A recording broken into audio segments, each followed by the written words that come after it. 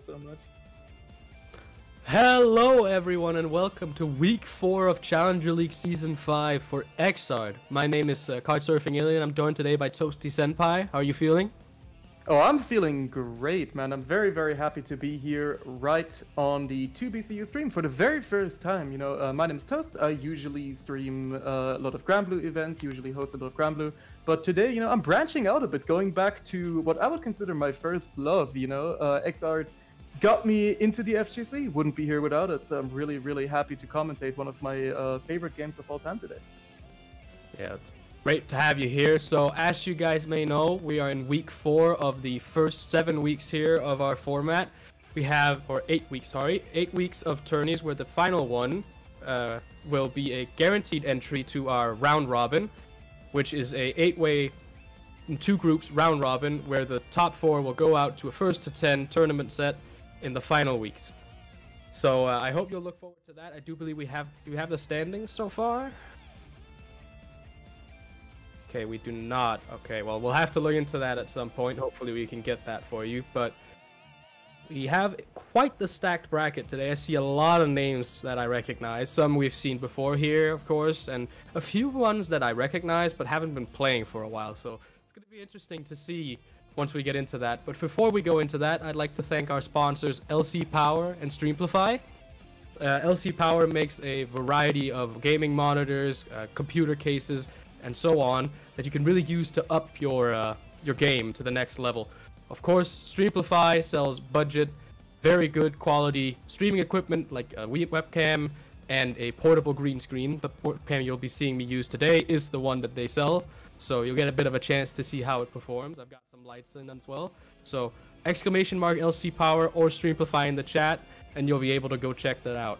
Now, the winners in the top 4 of each of these tournaments, whether it be Xrd or any of the others, have generously been given some prizes by both of our sponsors. So once again, big thank you to them. We wouldn't be able to do it without it. Yeah, thank you very much to our wonderful sponsors. It's always great to see, these community-run events get some official support, and so we can keep them going and just provide all of these wonderful outlets for all of our community to enjoy these tournaments. Especially, Xrd, I'm very happy that it still has such a dedicated community that has been keeping this game going for such a long time. Despite all the things that have been happening in the world and the delay-based netcode, the Xrd gamers are super, super dedicated, and they really love the game, which really shows in the way that they present all of their events. So it's just a pleasure to be here, as I said. Yeah, so let's take a look at the bracket now, since we have gotten the seeding out of the way, it looks like. We've got the first 2 matches ready for the stream, the first one being GX Hiryu and Visor. Now, Visor, I believe, is a French soul, if I'm not mistaken. Right, cool. Russian, sorry. Cool, I mean, I'm looking forward to some, Soul Bad Guy gaming. Of course, he is, as we all know, the poster child of the game, and I always think it's really, really cool to watch, watching the dust loops unfold and all the crazy combos the character can pull off. I really enjoy it. Definitely. So just quickly taking a look over the bracket here, I see a lot of other ones that I recognize. We've got Psychedelic Pet, the previous season's champion, a Danish fellow Dane, pot player, grapplers, am I right? Grapplers, am I right? We've got Agase, of course, from last week, another great May player. We've got Lazy Cell, another great soul, the Russian Dizzy, Lenith Lily, of course, everyone's favorite tournament organizer, Sinjul, on his, hopefully, I'd imagine, on his classic Jacko, who came a lot further than we've usually seen last week. We've got another former champion and last year's 2nd place, Kidiot. We've got Toxic, a Jam, Leap, a Dutch Pot, who's come back after a bit. But for now, we'll be heading into the first game here. Yeah, and I mean, we are definitely, between Pet and Leapfrog, we have some really, really strong Potemkin representation today. Good lord.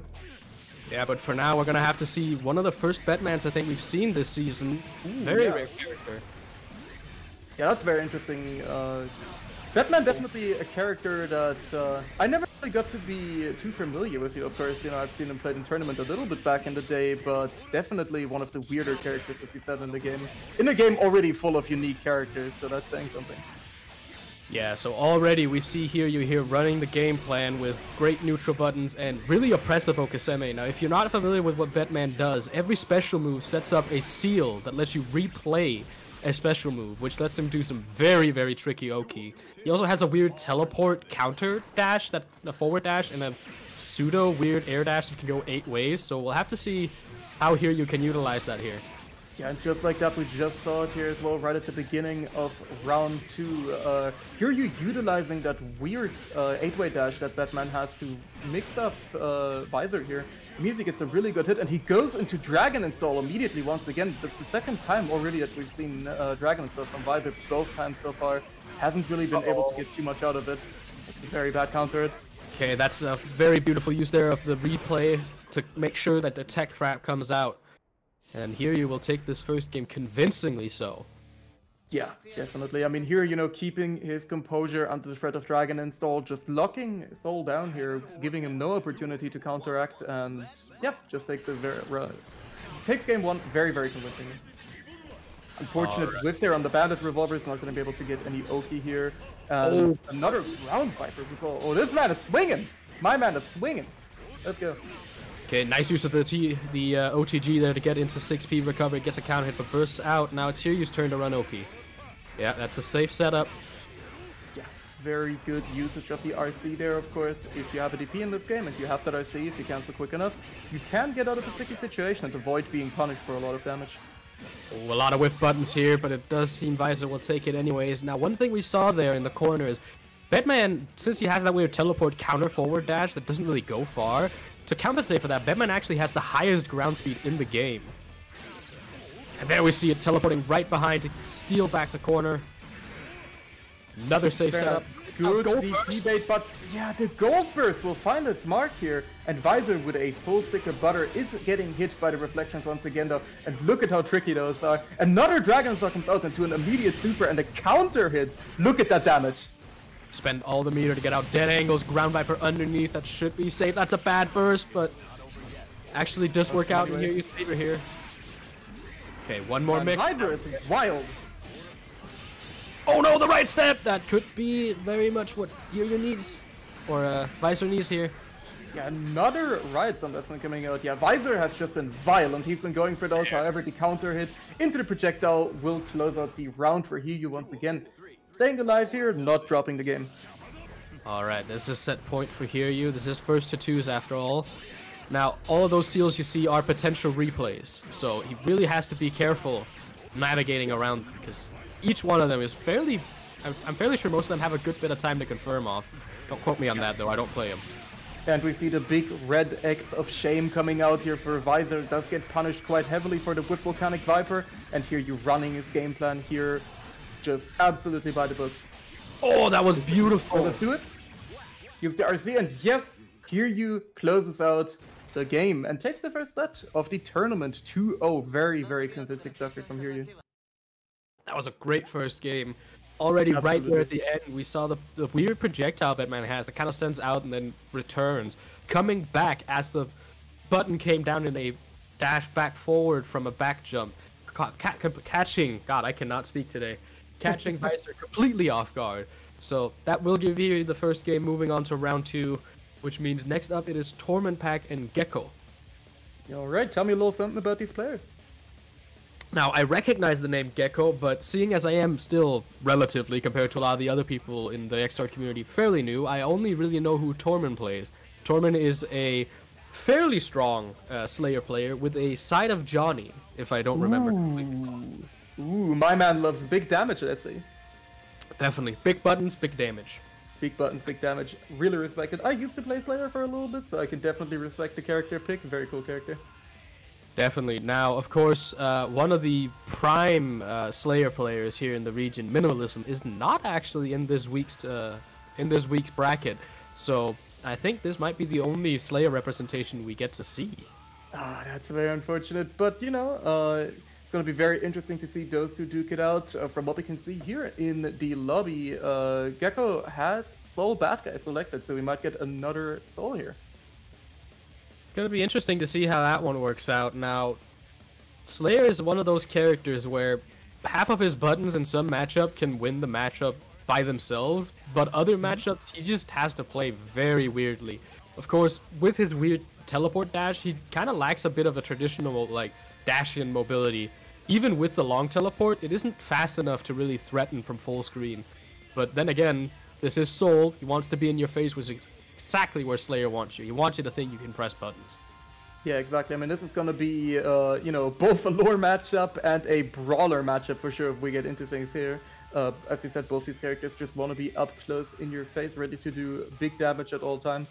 And I think this one's really going to come down to who has the better, you know, confirm game on counter hits, because of course both of these characters benefit very, very heavily of those big counter hits. Of course, we've all been hit by a counter hit, pile bunker, and deleted at some point. You know, if you've played XR, it has happened to you. You're not safe. So, you just feel it, you know, the pile bunker, you hear the counter hit, and everyone recoils. It's like when someone gets hit in the nuts, everyone just, it's like, ooh.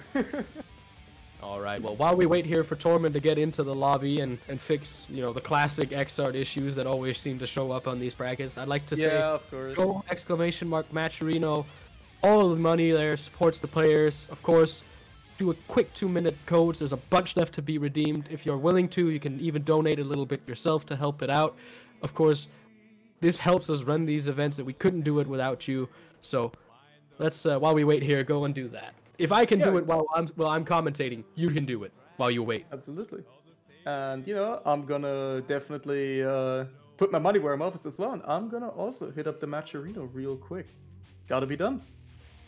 All right, now we're just waiting. Finally in here. Mm-hmm. Let's see how this goes.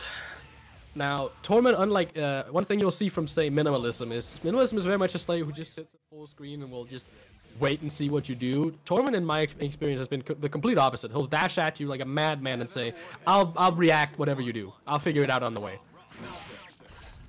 Yeah, and I mean, you know, that is kind of that's kind of the prime Slayer mindset. I'd say, you know, if you're a Slayer, you just, you know, you have to just, you know, go for things sometimes. And right now they are both swinging at each other. Already finds his mark. Oh yeah, beautiful dash. Stand block, the Bandit Revolver makes it negative. Damn, 2Ds right into the YRC Gunflame. Yeah. Unfortunate little drop there of the YRC conversion. That could have done quite a grip of damage. However, you know, we have both of these players just really swinging here. There we go. Haven't really had any bigger confirmed. Unfortunate drop as well on the Link. But the overhead does find its mark. The immediate burst out from Gekko does not want to deal with any of those shenanigans. And yeah, this has just been a full round of stray hits and violence. A beautiful DP. Actually clashing with it too, just to really show how strong Pile Bunker can be. A lot of teleports back and forth here from Tormund, not even caring if he's got any respect from the opponent yet. There you go, catch. And the DP out on the drop Link, unfortunate. Yeah, I mean, I don't think we had, you know, I don't think we had a completed combo here. We just had full-on, you know, stray hits, swing in the neutral, and all that violence that you kind of come to expect from both of these characters. Oh, okay. That was a bit of an interesting little button war there, but it works out. That first knockdown. Let's see, another one here back from Gekko. The burst out to keep it.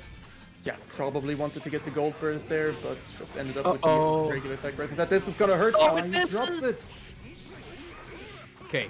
Does he get it? No, wasn't close enough for the close slash. Yeah, that's plus. Good block on the charge dust as well. Does not get opened up overhead. Of course, if you're not aware, if you're not an XR regular, I know we have some Grand Blue boys who are, you know, coming over. That charge stuff is an overhead, and you have to block it standing. Yeah, and Slayer's a bit unique in the fact that his is actually... Oh my god, what a grab! Yeah, Slayer's a bit unique in that his dust is actually one of the few that's plus, but the break projectile part will actually catch Tormund on the mop on the way in. And what a first game we have here. I mean, that was just, you know, pure violence. Alright, now, this is what we mean with this matchup. This is just pure monkey swinging. Big damage numbers. Who cares about neutral? Absolutely. Gekko even swinging there, you know, on hit after the mark. Nice.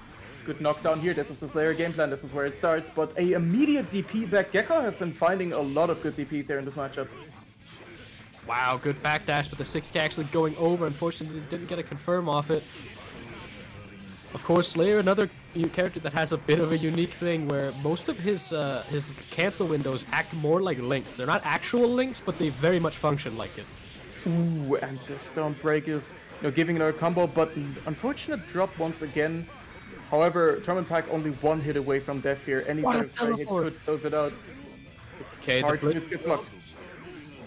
I actually really like that little teleport through the Gunflame here, respecting the option of the DP, but doesn't actually get it out. Instead, just opts to burst. This time does get opened up with the overhead, but yeah, just immediate burst out. Gekko not wanting to deal with that. And good decision as well, because that could have absolutely killed. Goes for a really gutsy wake up soon with no punish, and a ground Viper. Yeah, and there we see Slayer's very big weakness, very much taken advantage of by Gekko. He can't really punish that with anything very much substantial without meter, and he can't really threaten Gunflame. But he does do some wacky teleports here, please. Yep. Yeah. And all the resets in the world are hitting right now. Unfortunate drop though. He actually tried to get the reset throw there, but a slightly delayed recovery, but it works this time. Another cross up, another overhead, and the stun. And the stun has come out. Torment like that option. Yeah. Just end the combo, take the hit, instead of maybe risking a big hit. Then they can't burst during stun. So if you just stop the combo dead and then do a big hit that could kill them, that's all that's needed. Oh, misses the air combo, gets air thrown on air recovery. Yeah, backdashes out of the jumping button. Very good stuff, but misses the quote-unquote link at the end. Yeah, I think he spaced out the 2K2D a little too far. And now that's going to be a good bit of damage here for Gekko. Yeah. Another air. It goes for the air reset. Nice. There's the block 2D. Of course, Souls isn't plus, unlike a certain vampire. Good job blocking the DP. No punish, though. Yeah. And Guilty Gear players, I mean, we've spent... Oh, I saw it! No! Yeah. Could just close it out here. But yeah, I mean, I've been saying Guilty Gear players, we've had some trouble with vampires and their plus frames for the last few years, for sure. That was really unfortunate. If you guys saw it there, you saw the startup of Dead on Time, which is, of course, a post-Super Flash, I think it's invulnerable for, a very few bit of frames. Mm-hmm. Might have actually been able to catch it there, but he gets caught in the startup and then bad bursted out, because he kind of had to. Yeah. So... Fortunate interaction. However, we'll be moving on to the number 2 Masher in the world, not the number 1 Masher in the world, playing against Lenneth Lily here. Mei versus Dizzy. Good old Escagase.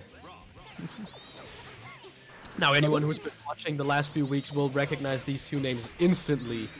They're in a bunch of the tourneys. Both have been doing very well for themselves, so these guys are definitely somewhat familiar with each other. Yeah, nice. And how do you think this matchup goes? I don't really know very much about Dizzy. I've been bullied by Bonsai a few times, but that's pretty much it, I think. So how do you feel about this matchup? I think this is one of those matchups where Dizzy doesn't really have a lot of options to get you off of her, so you kind of have to get out. So I think it's a matter of can Mei actually bully Dizzy properly with her big air normals and get those hits in before anything comes out, or will Ice Spike maybe actually catch an air button for once? And I mean, so far, it's looking like Mei is getting a lot of bullying done right here. Of course, able to close the distance with those really big air normals, but the Ice Spike, as you said, does actually hit something there. Okay, the 2S anti-air, such a good button when they're right above you. Unfortunately, spaces out slightly too far. Of course, Air Dizzy doesn't get air knockdowns. Okay, nice little cross-up setup there. That was kind of nasty. Into the fire bubble. Nasty, yeah. Beautiful. Into the fish knockdown. This is going to be pressure. Oh, the dead angle misses! 50 meter to the win. Ooh, that looked like an attempted air grab, but misses. This is going to be a good bit of damage. This hurts! Oh god, the Dolphin coming out as well. It gets hit low. Immediate burst out from Lenneth Lily here. They are not wanting to deal with any of that. Uh-oh, the Dolphin catching. Nice throw. I don't think OTG will be enough there. Yeah, good call. Just set up the fish. Oh, the JS. Look at that chip damage. Chip damage might be very relevant here. Running out of meter to OD, but... oh, there you go. Yeah, I was gonna say, did actually find enough meter. However, Lenneth Lily closing it out with a Nice little poke here. And man, this is such a... There's so much happening on screen. I'm a Granblue commentator. I'm not used to things going this quickly. It really is an adjustment. Most of us have to just kind of just ignore half of what's happening. That looked a bit... A lot of 2K2Ds coming through. Okay, there we go. Finally blocks it. Gets out too, very clean, but gets hit on the JS falling down. Okay, the ice. Oh, the blitz getting hit by 2K. Nice call out.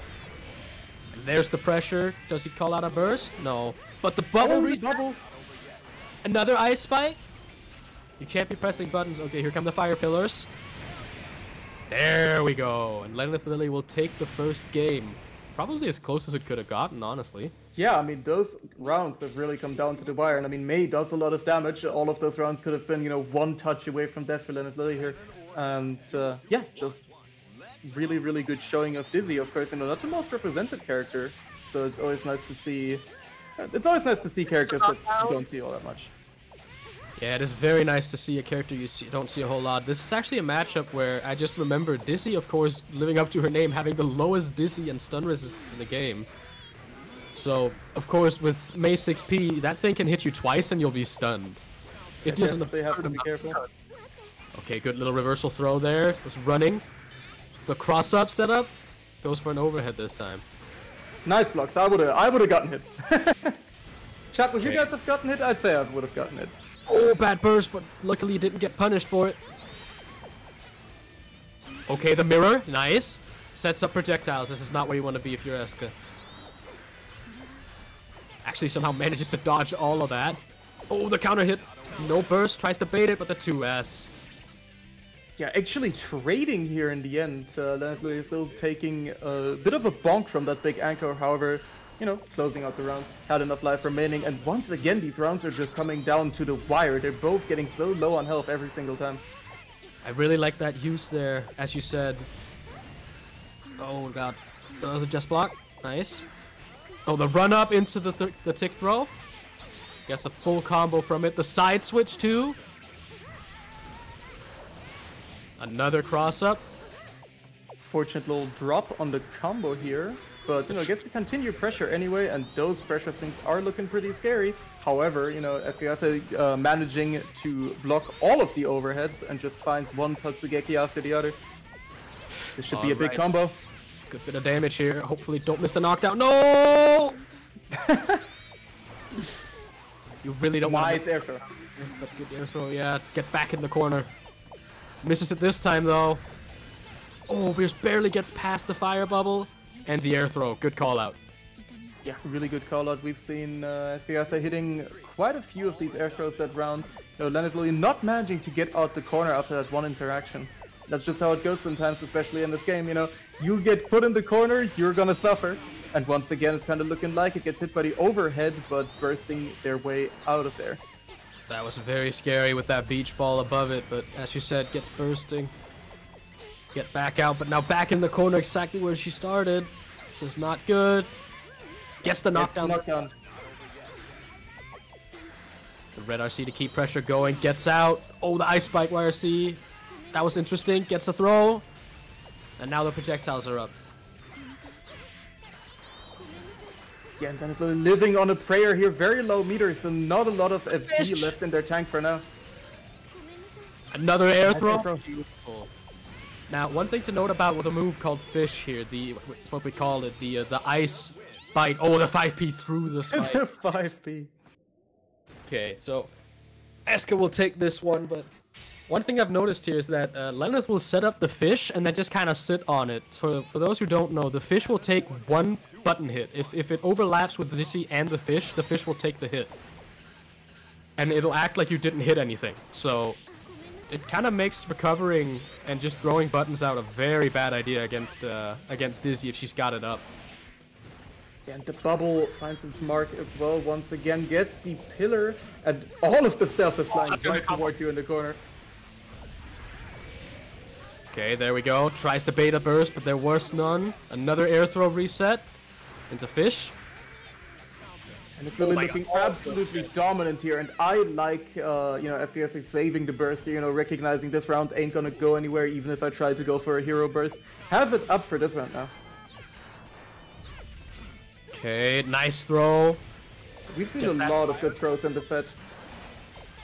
Yeah, it's a thing there's a saying about top level XR players is that you can recognize the Guilty Gear players from how they throw. Oh no, yeah, you can't burst back full charge burst. Or full charge blitz, you can't do that. Yeah, and look at Dizzy's health bar here, absolutely getting shredded up by Mei. However, this might be the counter hit that they need. Alright, there we go. Just run past the ice wheel coming out. Dashes into the beach ball. Nice air throw. That should be a combo. Actually, it dropped, but it worked. The burst out. We absolutely take those gray beats here. Oh my god. Okay, burst is up for Eska. There it is. Didn't get baited. Both living on a prayer. Oh my god! Oh my god, the slowdown! Nothing happens though, both of them whiff, and the Tatsugeki upward. The Dolphin will absolutely hit Landis Lily right in the dome, and we're going to a final round. Let's go. Alright, this, as you said, is set point for both. Landis Lily here in the corner, but gets a fire bubble up and hit. The cross-ups. Good knockdown, gets the setup as well. This time Eska just pressing that big heavy there. Okay, the cross-up actually hitting. The counter hit bubble. Doesn't get anything off, and unfortunately, nice backdash there to avoid the overhead. The mirror. The mirror, of course, covering both sides. Doesn't care about the little cross-up there from Eska. Oh my god. Oh, this is so scary. Oh no. That could be it. First, you have to be very careful. Nope. Oh no! Oh, yes, we do. I cursed him. I'm so sorry. The commentator's curse comes in right at the end. The just block on the beach ball and the close slash. What a set that was. SK takes it in an absolutely clutch situation here against Landis Lily, and that really went down to the wire. Whew! Man, this game is so hyped. I've really missed it. Right, that does mean Eska will be moving on and Lilith will be kicked into loser's bracket. Now, the next one is sure to ruffle some feathers. We've got Kidiot and Bako. So if anyone is familiar with XR, they'll immediately recognize both of these names. Of course, those are names that I've heard before. Of course, Kidiot being the Swedish Johnny King and a very much a well-represented player here in 2BCU. We've seen a bunch now. Bako, if I remember correctly, is an Axel player, right?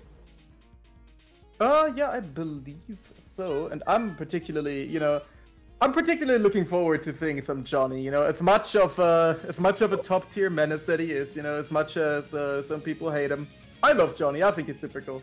I love seeing him. I mean, again, this is where we have another classic XR thing. We have the good, honest top tier Johnny keeping the game alive that everyone loves to watch. Yeah. And then we have Elfeld. Sure. Yeah. I totally Elfeld agree with that. Yeah, we got a bunch of truths here. God. So true, so true. Actually, kind of ironic that Cuse, probably one of the strongest of French, I believe, Elfeld player, not here in this bracket today. So we'll have to make do with Kidiot on Johnny for the top tier representation. Yeah, and I mean, what a top tier representation it is. I'm of course really looking forward to this one. Immediately finds a good Mistfinder as well. And, this is also a matchup that I haven't seen play too much. Axel, of course, also isn't the most represented character. So it's going to be very interesting. Immediately gets the level 3 Mistfinder here. Now this is where it gets scary. Of course, Johnny, once he has that level 3 Mistfinder, actually manages to duck under it there during the chain sickle. Okay, now that's going to be a combo, yeah. Kidiot optimizing it. To hell and back, the triple dust just to make the... Oh man, I've missed this. I love Johnny combos so much. They're so fun to watch. You guys are probably all sick of them. You're probably like, oh man, fuck this guy, I don't want to see him doing the loop, but I love this. Yeah, and there we see how dangerous Johnny can be. Like, he can make so many of his combos very burst safe. There's a saying about him. You don't burst Johnny's combos, you burst the knockdown. Yeah, very true. Johnny, of course, he's got all of those very, very long-range normals, and his miss cancels make it so all of his burst rates are really good. And speaking of big combos as well, it's going to be a combo of the throne. Never mind, I cursed him again. I'm just going to shut up. I think Bako would like you to keep going, honestly. Right, here we see the classic Johnny. 6H into Mistfinder cancel. Oh my god, that was a nasty cross-up. DP's out. Yeah, the Ben 10 Summer, you know, coming in clutch as per usual. Of course, you know, Axel does have a good reversal in this game. That was really nice. Now the dash up 2H to get the anti-air. Beautiful confirm here too. The Is he dead? I think he's dead, right? He's 100% dead. That's IK. It goes for the IK. Oh my lord. Kitty making a statement in the first game here with the immediate IK. And I love this one. This is one of my favorite IKs in the game. Definitely one of the better looking ones. Of course, not every IK in this game is created equal, but even there's only really one I'd consider bad. Which one is that? That's Sado's. Yeah, Sado, you got a point. You got a point. You took a PowerPoint presentation of the game, and that's Sado's IK.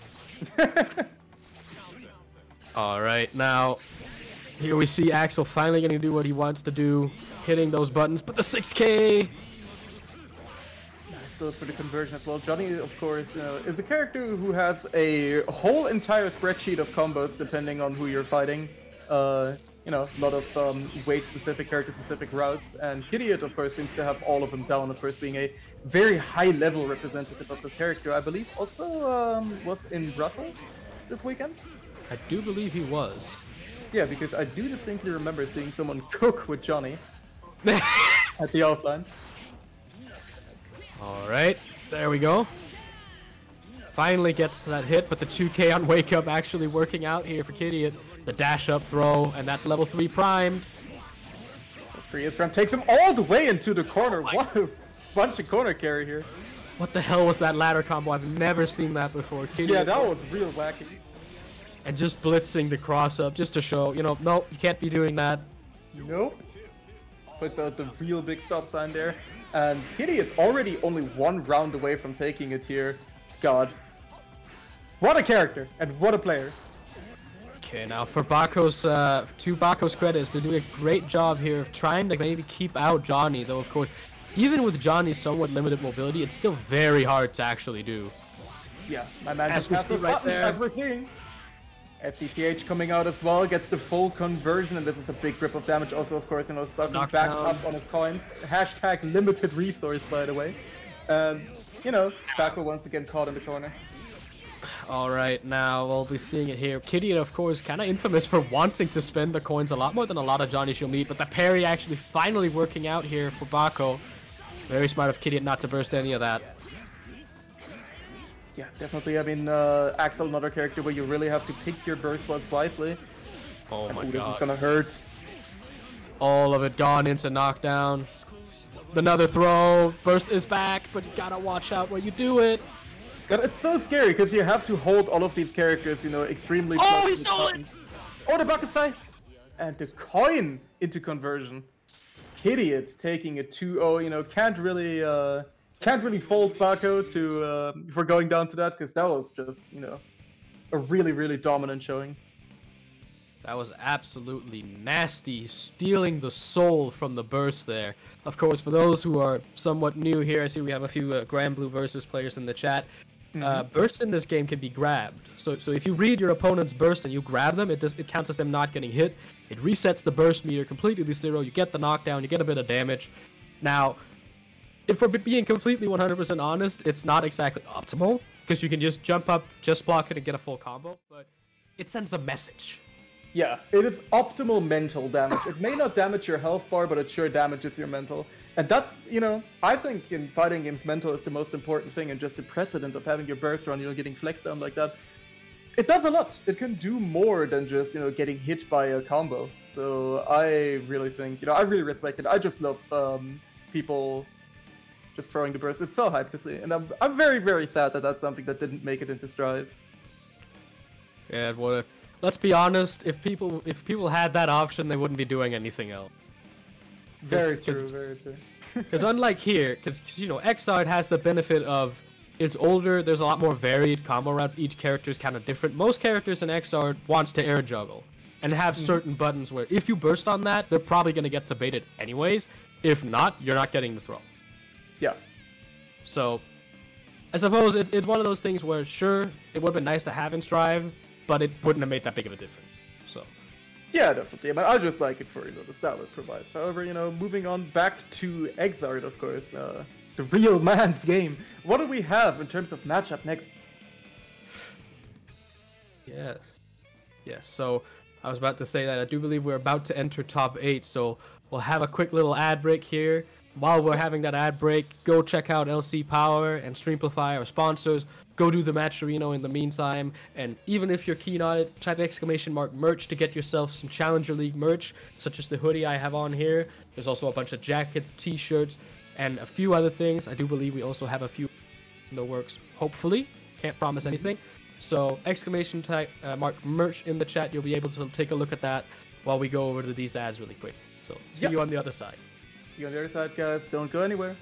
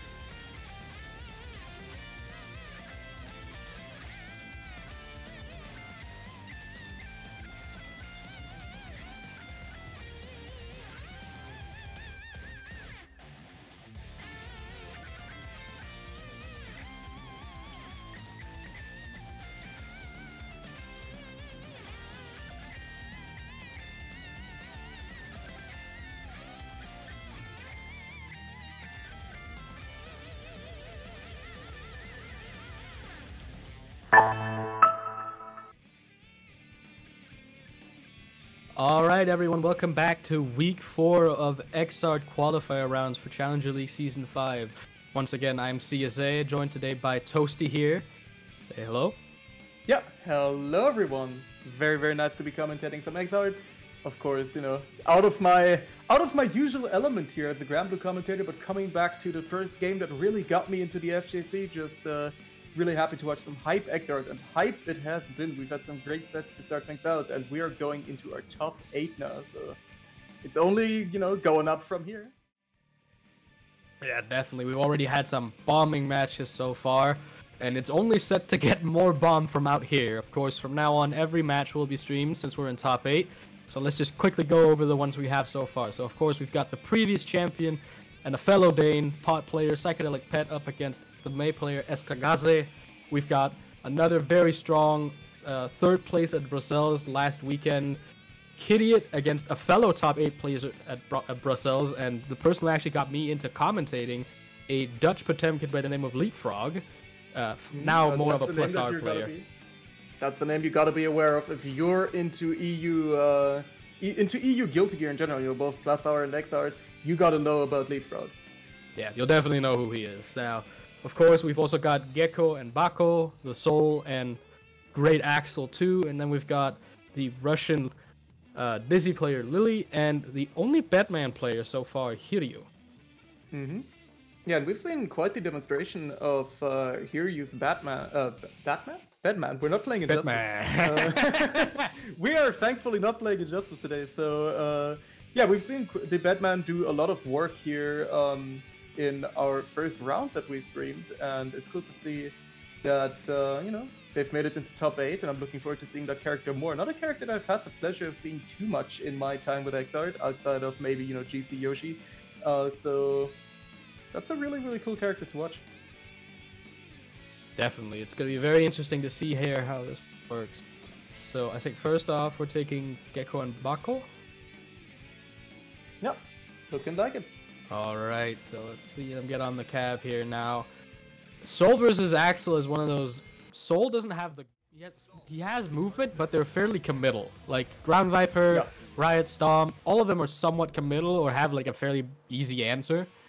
And his 6P isn't the greatest, so... It's gonna be interesting to see here how Gecko gets in on Axel. Yeah.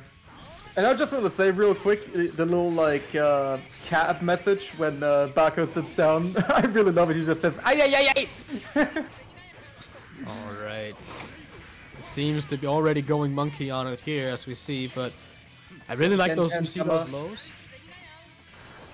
It's throwing out the sickle low to catch, just showing don't Grand Viper. I'm ready for it. I'm already preemptively hitting those buttons. That's a big thing you'll see from a lot of players. Just even preemptively do buttons to try and call out an option and show, don't go for this. I'm already ready. Oh, there you go. Works his way around. Oh my god. Unfortunate drop on the punish there. That counter hit Bandit Bringer, of course, is a very, very big starter for Soul. You can absolutely delete your life bar off of it, but so far Bako has been doing a really good job at keeping Gecko out. Alright, there's another counter hit. Well, no knock down this time either. I think he tried to bait a burst, maybe. That definitely looked like it, but Gecko just is caught out here by the second flash, and will be going down. First round goes to Bako. Okay, now there's the block. The 5D. Okay, that's minus. If you block that standing and it hits you point blank, that's actually negative for Soul. I see. Uh-oh, but not when you get hit by it. There's the Riot Stomp. Doesn't anti-air it, but instead just blocks both hits. Yeah, also baits the DP there, and speaking of DP baits, here's yet another one. Bako getting a nice little punish there, you know, putting Gecko in the corner. Good throw. The YRC Stomp just gets thrown. That's actually a really good option for Soul, because for some reason when you YRC break, it just teleports you to the ground. Oh, that's very unfortunate. Burst. Yeah. That was all burst safe too. Yeah, Gecko not having the opportunity to burst there, and I don't believe that would have killed if he didn't burst. I think he would have lived on a pixel, so very unfortunate twist of events. However, you know, Gecko undeterred, going straight back in, you know, mashing that rematch button, and a very, very cheeky cross-up to start the round off from Bako here. Alright, now already the 2K under the overhead, managing to get a combo. Uh-oh, nice just block, that's punish, yeah. Yeah, very nice, and that's of course something you have to keep in mind once again for people not as familiar with Xrd is you just block things in this game, so if you block at the very, one of the few last possible frames before the move hits you, you actually get better frame data that makes things more minus, so you can get punishes on moves that usually aren't punishable. So learning how to just block is extremely vital, for getting really good at this game, because it will open you up to so many more punish opportunities that you wouldn't usually have if you just block regularly. And now, as you say here, we already seen a lot of just blocks, a good burst bait there to block the DP, but decides to NRC it. There we see it, the just block right there. So there's a few more notes about just block other than just leaving you more minus. It's 2 frames, it leaves you 2 frames more punishable, no matter the move. And if you're also standing up or crouching, that can also influence frames by about 1. Another thing to note about Faultless, that if you notice, it will actually stop your pushback, so you'll not move backwards as much. So it'll leave you better in position to throw punish some moves. Yeah, it looks like Bako is moving 6 feet under very soon here because Gecko just hit that massive dust loop combo in the corner. Of course, that's kind of what Sol is known for. Got those loops on deck, and right now he is not dropping anything. Gecko looking dominant right now this round. I like that, as you say, very dominant there. Also a nice little attempt at a fake overhead. Keeps just blocking that and gets a punish for it. Yeah, really, really strong performance from Gecko that round. Just showing us exactly why Sol does so much damage. Now, a thing to note about Sol is that he doesn't really have mix in the same sense that a lot of other characters do. Somewhat similar to Axel. He kind of has to condition you with frame traps and big special cancels and so on. So, if you know your way around the character, it can be very hard for the Sol to get in. But seems to be no issue for Gecko here. Yeah. And I say that... Sol, definitely, that qualifies him as a Granblue character, right? He's honest, he's got strike throw, doesn't really mix you that much. I mean, he is as honest except for Kai. Kai is slightly more honest. A nice little parry there from Bako. Yep. Okay, that should be a nice Axel Bomber combo there. Gets that, and that means Bako will be moving on. Yeah, Bako moving on with, the classic 2-0. It was close. 2-0 definitely not representing what the match looked like, for sure. Just a really strong performance from both players, and that was really, really fun to watch, getting to see those big solo combos, but also the great keep away game from Bako, and of course, Bako also having amazing conversions on deck. And we are gonna be going into our next match here with Lenneth Lily already having sat down at the station, raring to go. Definitely not. This is a very weird matchup because I don't remember exactly how the properties of Bedman's weird counter forward dash works, but essentially, from what I remember, if he gets hit, he will teleport next to you. Now, the question here is... I have no clue about this matchup. The question here is, will this trigger on, say, the fish projectiles? Because if it does, it could be really hard to keep Hiryu out here. I mean, we're just gonna have to find out, I suppose. This is a matchup for sure that you don't really get to see very much in most of Xrd, so I'm really hyped to see how it's gonna go. Definitely. Now, both of these characters are characters that love to just kind of poke you out, big buttons, and then suddenly they just morph into rushdown maniacs. So we'll have to see which one gets it better here. Of course, both characters not having the best options to get out. That's the thing, every character in Xrd is a rushdown character, right, to some extent. Even those that you would think are traditionally more zony, like Dizzy character, putting out a lot of long-range normals, putting out these kind of setup projectiles, they still get to run really, really strong offense. Everyone in this game just gets to run a really suffocating pressure game once they get started, because Xrd is such a momentum-heavy game. But right now the momentum is all in the favor of Hiryu here. Almost, it was working on a perfect for a little bit here, but does get hit from Lily. Lily, getting back to midstream, and fortunately getting caught. Can he combo it? Yeah. Yeah, nice.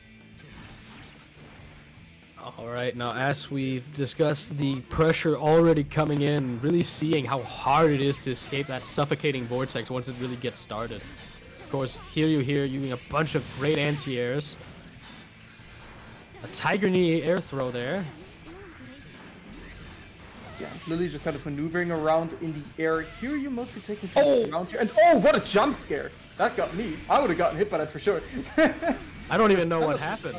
Yeah, me neither. I think he just teleported back to like a setup, like an after image there. I honestly don't know.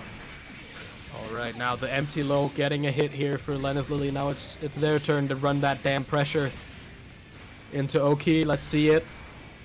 Grand Blue players get hit, says Sable. Yeah, 100%. I ain't got no defense, man. Anything past strike throw and like lows is too much for me.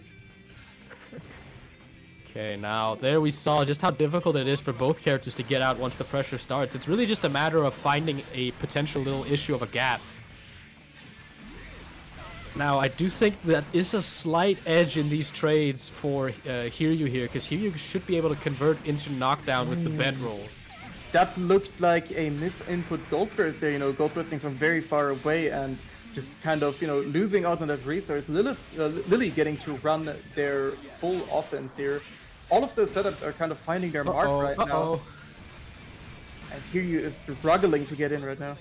Yeah, just gets caught out by the big laser here and will be going down. First game goes to Dizzy, and Batman is he's just rapping. He's just splitting bars right now, getting put down to sleep. Okay, let's see here in game 2 if it might reverse. Of course, we've already seen how the characters can just kind of lock the opponent down. That's not a good burst. That could be very much the start of a bad and very painful death. Yeah, definitely. I mean, you have to deal with the frizzy corner pressure right now. And there are buttons being pressed right now. It's really, really good block on the aerial, like, kind of backdash there from Lily. Okay, nice throw there. Knew that was punishable. Uh-oh, the air dash back in. Just jump up, hang there, and then air dash back in with that weird air dash. Okay, as you said, the mix is going. Not a full combo from that, unfortunately. And Lily just, throwing things out in mid-screen here, getting set up.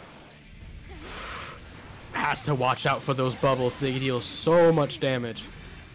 Man, this is so scary, both of these characters want to be doing things, want to be, like, throwing things out, have their setups going full screen, but they both, are just, like, one little interaction away from getting clipped by something horrible. It's so stressful. And we are... Alright, okay. There it is. Now that should be a knockdown. No, not quite from that height. Now, as we talked about getting clipped already, we've seen those few replays. If you're not used to seeing the seals there, or if you're somehow covering it up, it can be very hard to not get clipped by a sudden replay just coming out. Oh no! Oh, what a very, very unfortunate drop here. Oh, the jump up B! And honestly, I didn't even see you got hit there. That looked real wild.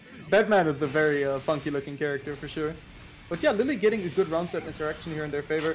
Gonna be able to set up the corner pressure. Good gold burst this time. From here you get the full stick of butter on deck. Okay, now this is what gets scary, because now you're in pressure. Deck angles out, doesn't want to deal with it. Okay, there we go. Okay, now that was actually close enough. OTGs. The mirror. Mirror. Run her pressure game once more, gets a nice little knockdown, and the throw as well. This is going to be a nice little corner combo into a setup. Has to hold this. A double O into a fake setup to throw. Beautiful. Yeah, beautiful stuff. And Lily on set point here. 1 round away. Okay, let's see it already. The button's catching here. You hear at the round start. Counter hit spike. That's not good. The cross up. The cross up. That was fucking nasty.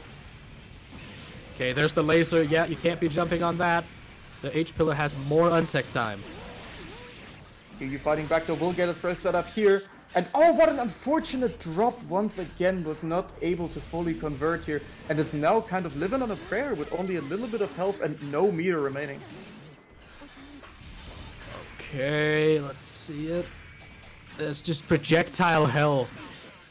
Yeah, gets hit by the ice spike, but does get the overhead here. Nice just block, bursts out. There we go. Okay, finally get something started. Bursts out, never mind. Uh-oh! Bursting immediately, and Lily finds the kill confirm here right at the end, converting off of that air hit. And getting themselves the 2-0, but once again, 2-0. It was close. Very, very close set. And that was really, really fun to watch. That was absolutely beautiful to watch. Now, as we talked about this does seem like I called it wrong. It was probably a bit more of a Dizzy favorite matchup, since it doesn't seem that it's too easy for Batman to get through that wall of projectiles. But it does mean Lenneth will be moving on to the next step of this bracket here, and it's still a top 8 finish for Hiryu, so definitely not a bad performance whatsoever. Absolutely no slouch here, not too shabby, with the top 8 placement. And now we have a definitely very violent matchup. We have Mei playing against Potemkin for Psychedelic Pet. Pretty sure if you follow EUX art, you're gonna be aware of him. One of the biggest pot representatives here, immediately starting off with a big hit. What a nice area as well. Now, Pet, a fellow Dane, so I'm obligated to be biased here, of course. Absolute monster on the stick here. Already seeing a bunch of dominant play here. Yeah, and I also really love that great use of the backdash there through, I believe that is Mei's 5S. Managed to backdash completely through it. Pot, of course, having one of the best backdashes in the game. And the butt slam finds his mark as well. For the first round for Psychedelic Pet, looking really dominant immediately. Definitely. Now, those not too familiar with Pot might say, what's so significant about the butt? Well, for some reason, the butt just has a very favorable anti-air properties. It will clash or just outright beat 90% of anti-air attempts. So, jump up just blocking is actually more effective. Yeah. I mean, to be fair, you know, it does make sense. Have you seen this guy? He's cheeked up. It does indeed. If you got hit by that? If you got hit by that, you definitely feel it. And a really good backdash into throw here as well from Psychedelic Pet, of course. Potemkin players, they are backdash gods. They find those every time. They will backdash on the most obscure shit. That's a lot of 6H. That should be stun. Yep. Yep, that is a stun. That should be a death. 6K loops. Yeah, on point. Now 6H deals a I'm just gonna say shit ton of stun. If you get hit by that, you better make sure it wasn't a counter hit or you are getting stunned. Yep. Absolutely. Potemkin, a character who can very easily stun you off of like 2 interactions if you get hit by something funky. Of course, already we're seeing here Pet. One of the personal things I say about him, he's the just block god. He will just sit there, IB your entire string, and then counter hit you for half your health and go, and we're seeing deserve. Amazing backdashes here from both of these players. You know, both Pet, once again, you know, showing that great backdash, but also FKS is finding a good backdash too. Bursts out here from Psychedelic Pet, but does get the corner pressure situation. This is not where you want to be against Potemkin. Actually gets a way out. Now, one thing to note, that's slide head, the big belly flop, that is ground unblockable. And it has an armor hit. Only a single hit, luckily, but it is absolutely something you gotta look out for. Okay, there we go. The projectile coming out as well here from Psychedelic Pet, but does get hit by the Dolphin straight to the dome. The Tatsugeki will be taking him down, and first round on the board for Eskagase here. The armor's only in Strive? Huh. I suppose I've just never been close enough to hit the slide head in this game. I mean, to be fair, it's easy to get confused there. It's fine. You get the big extension here from Eskagase. Let's see if they get the knockdown. They do really good stuff. And the corner carry. Oh my god! But the pot buster on Wake Up. What did he even grab? Menace. I don't know what he grabbed, but he must have seen something. He must have had the vision. Okay, now Potemkin players are way smarter than I am, honestly. You know, we like to harp on grappler players, but they seem to attract the most like nonsense level high IQ shit that you'll ever see, and you're like, everyone else, every other type of player would have never done that. Now this is a textbook combo. Yep, air reset. Yep. Psychedelic Pet on set point already. Looking really good here. The neurons are firing on full speed, but the overhead nice first bait, no punish. Yeah, and there we saw the butt even beating Mei's privileged close slash. A hell of an anti-air button, can't even beat it. Yeah, Potemkin definitely looking double cheeked up, but yeah, Eskagase getting anti-aired from the 6P, of course, the praying Potemkin also gets the missile for the knockdown. That is a really scary situation. Hammer fall with the armor hits, and he taunts! He taunts? Word?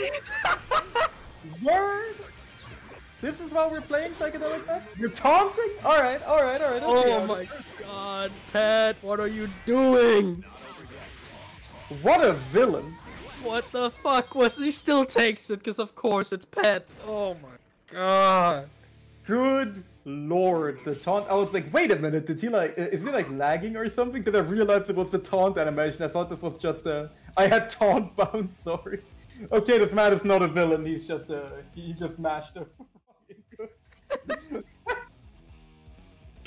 Oh, it was absolutely Oh beautiful. man, that was really beautiful. And going from one Potemkin menace to another, we have Leapfrog Pocho coming in to play against Kidiot here. Of course, you know, Kidiot showing up last round with the Johnny and absolutely taking names, and we're gonna be seeing how he does against, you know, Potemkin menace number 2, Mr. Leapfrog Pocho here.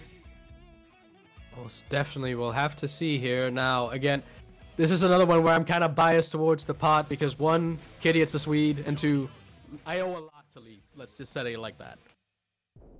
So we'll have to see here. Now, this is probably the biggest juxtaposition you can see in a matchup. Big buttons, big top tier, and the single worst character in the game. So, yep. But it's fine, you know. I can be the Johnny bias representation because I think the character is cool. okay, now already we're seeing it. Oh lord. Oh, burst save too, just to really rub it in. Yeah, really unfortunate. Not even Potemkin backdash can save you from some of these Johnny normals coming out. Uses the misstance to also air stall a little bit here to avoid the anti-air. Now that is some Grand Blue gaming. Oh, what a throw! Oh, what a pot buster here. Okay, yeah, gets the slide hit. That's knockdown. Yeah, that's usually they hit it from full screen, so sometimes you'll see them just kind of sit there and go like, I don't remember how many frames of knockdown this has. This is a bit risky to press a button, and got caught for it.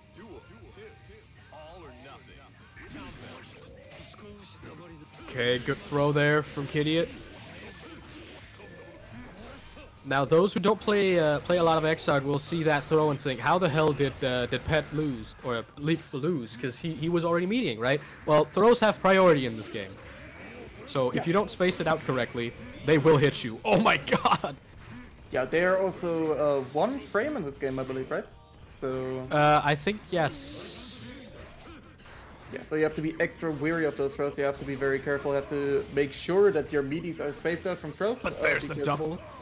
Yeah, throws are proximity in this game. You don't have a throw input like in some other games. They are based on essentially being in close proximity and pressing your 6 or 4 HS.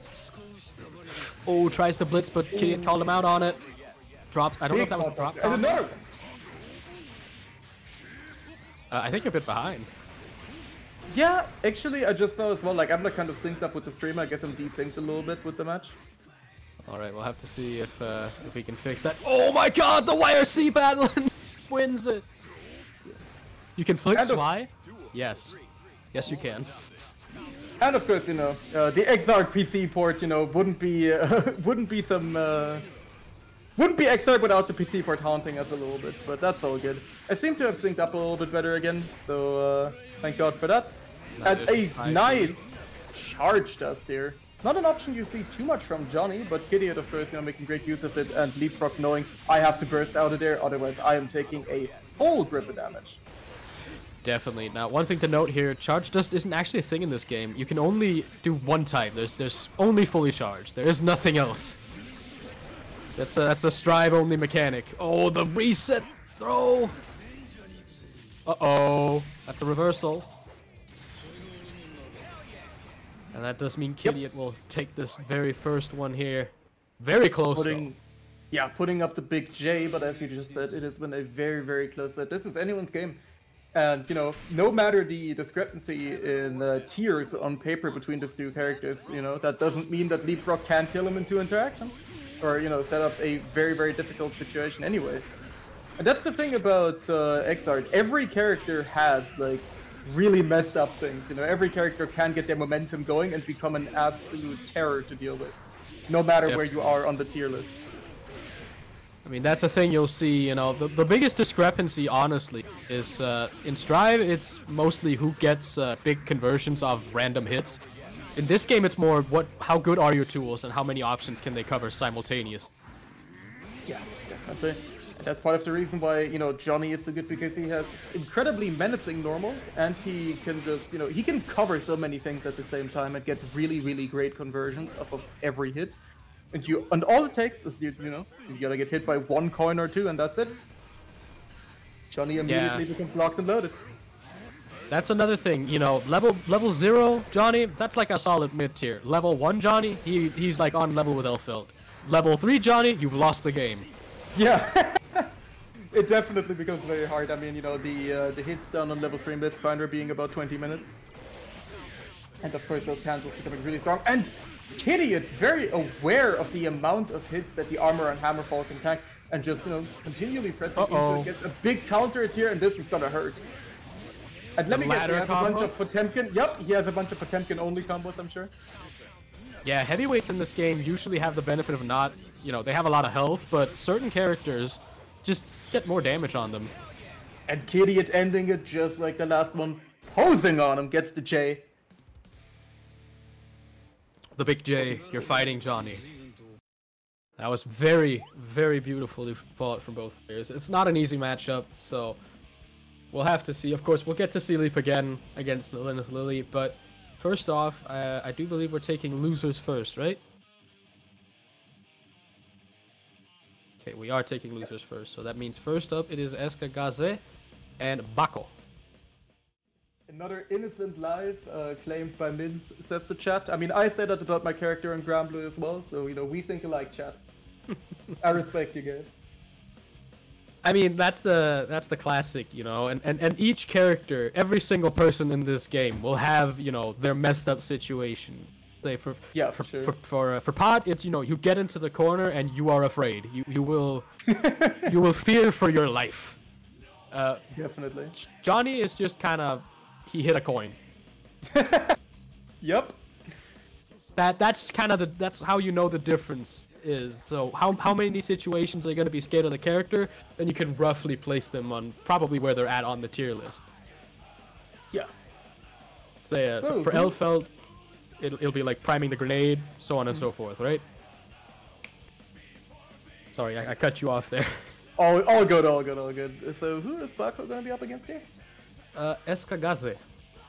Right, SK Gaze, the May representative. Now this is going to be another interesting one where I kind of feel like Axel is going to have to, you know, fend for his life and go, stay away from me, demon child. You know, doesn't want to get hit by those big swingy normals. But definitely is going to win, you know, the mid-range to long-range game. Of course, you know, May as much damage as she does, and as quick as her approach options tend to be between Tatsugeki and some of her great air normals. You know, Axel can still keep you away. And let's see how Bako does here. Yeah, we'll have to see if Bako can use that 2K that he's been using so far to get underneath a lot of the air buttons. We'll have to see if that's going to work out here against Eska. Already we see the Tatsugeki coming out and doing work to get in, but so far Bako gets the first anti-air of the game here. Yeah, those are going to be extremely important. I mean, as we said, May has some fantastic air normals, and they really, really hurt if you get hit by a jump in, so those anti-airs are going to be crucial for Bako here. Alright, now there's the counter hit air normal already. Yeah, really Ben beautiful. Tensama coming in. Saving the day, and we see our first big Sparrowhawk stance combo here, you know, getting the really good hit. However, DP does just completely whiff there. Uh-oh, the 3K though. Uh-oh. Ouch, gets the knockdown as well, setting up the hula hoop. All manner of marine life is knocking on Bako's door right now, but he stays blocking. But he still finds himself in the corner. This is going to be a very unfortunate situation to get out of. However, another great anti-air. Does not quite kill, only one hit away. We'll find it here. Bako takes the first round. Yeah, and already we see those anti-airs really doing work. Doesn't seem Eska gets in as easily with the air buttons to this matchup. And that's one thing you'll see a lot. If you can confuse the Mei and stop their air approaches, they'll typically like stop dead in their tracks for a little bit if they try and reevaluate how to get in. Okay, there's the side switch. Yeah, you gotta throw those out sometimes. So you gotta check. You gotta throw out that little check if your opponent is aware of them. And so far, SK Gaze has gotten hit by both of them. Luckily for Eska, there was a counter hit. Uh-oh, that was a miscommand grab. Slightly mistimed the amount of block stun that was available there. Yep, gets caught by the overhead as well, and Bako looking really good here. A lot of overheads landing and just a bunch of stray hits leading to these small conversions. You know, Axel kind of death by 1,000 cuts here, chipping away at your health and takes the first game. Yeah, Scrub Killer stance is always there for you. Yep. I mean, it is a bit of a knowledge shake. You kind of have to know how it works, or you'll just get smoked. Definitely. I still remember when I first started this game, I picked Leo because he was nice and easy, you know, it was a funny Unga Bunga man. And then I played in a random lobby online, and some Axel player just knowledge checked me to death with Sparrowhawk stance for about 30 minutes. I was so mad. Definitely. Now, it's unfortunate we don't get Leo himself, actually, now that you mentioned it. This is another one of those characters where, kind of like Axel, it's kind of a knowledge check. You gotta know which buttons are this fast, what can he do out of this. But once you know, they kind of lose a lot of their very scary options. Yeah, for sure. Unless you're Tomo, then everything's scary again. Alright, are we gonna see a burst here? Nope, just takes and the I round. agree with that. I agree with that, just saving it at this point, especially against Axel, you know, very, very hard to burst character in a lot of situations. Definitely agree with SKGase, just keeping it for this round, and we got Baku already on set point here, man. These rounds are going by fast, even though so much is happening. Yeah, that's just kind of Xrd in a nutshell, I suppose. Welcome to it. Sure, I mean, I've missed it, definitely. Like, it does, I can't describe how, like, you know, homely it feels coming back to this game. You're just seeing these characters again, and oh, steals the burst! Stuff. Yeah, nice stolen burst there, beautiful stuff. Uh-oh, that was a missed command grab. Doesn't get a punish, though. Nice parry on the Totodeki. That's not going to be a kill quite. Of course, time stop super isn't a thing in this game, but the DP, that might be it. No? Unfortunate little drop there, but, you know, just parrying the Dolphin, throwing him back to SeaWorld where he belongs. There you go. Another nice little Sickle Flash finds its mark. Baku takes a 2-0 over SKGase, who will be taking, I believe, the 6th place with that. And, yeah. Has had a great tournament run, of course, you know, representing May here and, yeah, showing us some really cool stuff on stream, but Baku stays alive. That was great play there from both players, but the superior Frenchman takes it. Right, that was a French team kill right there. Alright, now next up, it's going to be Pot versus Dizzy, of course, Leave and Lily. Now, this is another one, again, where it's kind of awkward for Pot, because it's kind of like there's just so many projectiles, so it's very critical to get the flick projectile. Flick projectile works essentially the same as it always has, slowly going forward, eats all of the projectiles without discrimination. Yeah, I was gonna ask actually, like, because to me, you know, on paper, this seems like this matchup can be rough for Potemkin, but sometimes, you know, sometimes people then tell me, oh, actually, you know, he just needs that one good hit and everything's over. So I wonder how this is going to play out. Right now, Leapfrog is thrown on the hurt. There's the stun. Yeah, oh gotta my watch out god. for that. Now, Pot is one of those characters, especially in the corner, where if you don't know which buttons can be cancelled into Hammerfall safely and which ones are frame traps, you will get smoked without discrimination. And of course, not counting Pot Buster in between as well. Yeah. So how much of a hard read, or like how much does it take for Potemkin to be able to get in this game? Is it just, well, in this particular matchup, is it really, you know, does it just come down to the flick projectile, or? I mean, as you see right there, as you see right there, if a projectile is out and he's right next to you, he can't really take his turn because he has to respect that it's incoming. So he either has to end it short and go into flick, or hope that he can maybe get a knockdown beforehand, or like a throw. So far, it seems to be working out, though. Now, if he's full screen, he kind of only has hard committal options. As you see right there, the flick missing on the laser, and it costs him the round.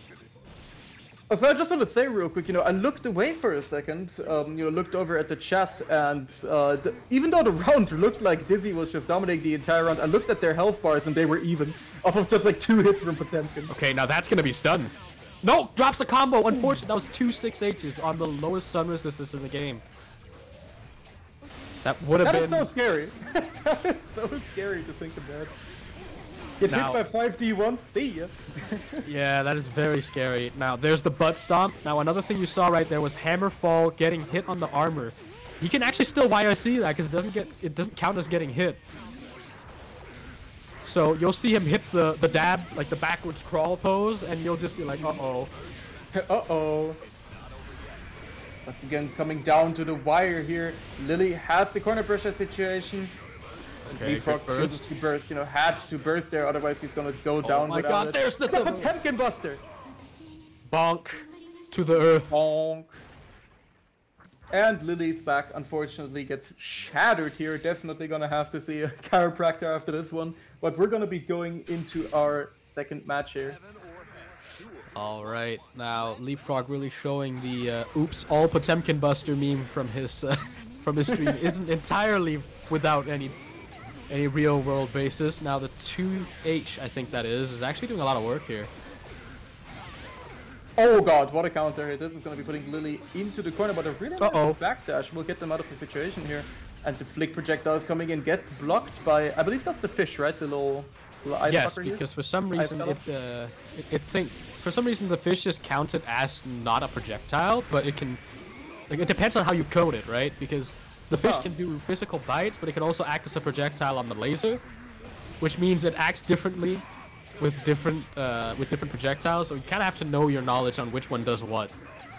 Huh, that is something I definitely didn't know. That's interesting. Oh, he just got there's the vacuum in. What the hell? That was a vacuum and a half from... Definitely. Now, what we saw right there is actually one of the things that a lot of Potemkins will say is probably his biggest weakness, is that he just gets no knockdown mid-screen. Unlike in Plus R, where if you hit that, if you hit Love, it'll just, you know, it'll just put them down right in front of you. You'll get to run your pressure. In this game, it sends them full screen. Yeah. Which is not ideal against the Sonar. Oh, there's the throw. Use the Potemkin Buster, and oh god, look at the damage. Is that the double? Yep.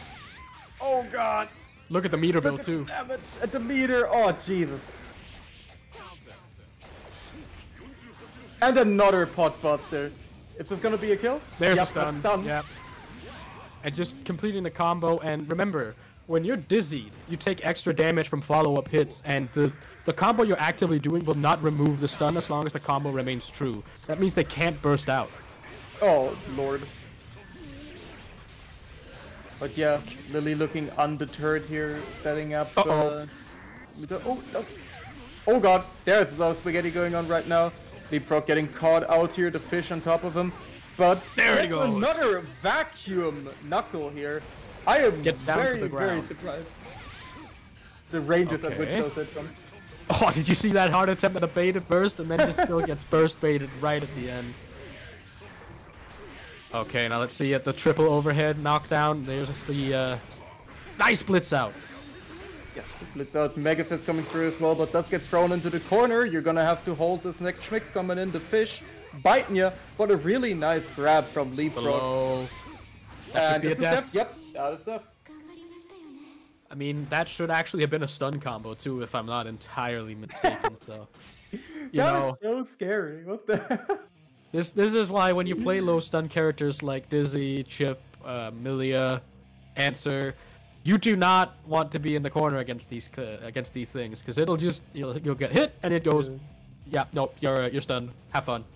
The way you said Answer there, you know, with the deep, profound sadness in your voice makes me think that you've gotten hit by exactly that quite a few times before. Oh, I've gotten hit by plenty of times. You know, as an Answer player, we have two things we want. We want air command grab, or just command grab in general, and we want to hit the fat scroll schmicks. Mm-hmm. The issue is Potemkin's backdash is so good that you kind of have to hard call it out. Blitz beats 90% of them without hard baiting. So you're kind of running a risk, and of course, there's also the fact that if you try any form of uncling, there's a fat pot buster waiting for you. Yeah, that definitely seems like quite the matchup for sure. But you know, at least Answer is a cool character, so you have that going for you. Definitely. So next up, it is Bako and Leap, which means this is if you've seen Strive, you'll be familiar with this matchup. Axel Pot. It's virtually the same here. From what I know, it's about the same. It functions somewhat similar. So, Leap, we gotta get you on the cab. Alright, get in your Leap. No, he's already in there. He's just spectating. Oh, there we go. Okay. Yeah. Alright. Get to see more Dutch Potemkin. I love it. Gotta get get some alcohol ready for it here. Where's the Morgan? raising the glass to your to the Potemkin bros. Where's my Morgan? Have I run out? I've run out. Damn. I only got water next to me, can't drink on a gym day, but it is what it is. I'm still having fun regardless. So we have Bako immediately getting hit by a cheeky little slide head here from Mr. Leapfrog. There you go. Yeah, Chain Sickle in this game is considered a projectile. I don't know if it is in Strive. That doesn't mean it can be flicked though, and of course there is hurt boxes on some of the chains. So once it's out, it becomes a lot harder to poke. Oh, the Exo Bomber YRC.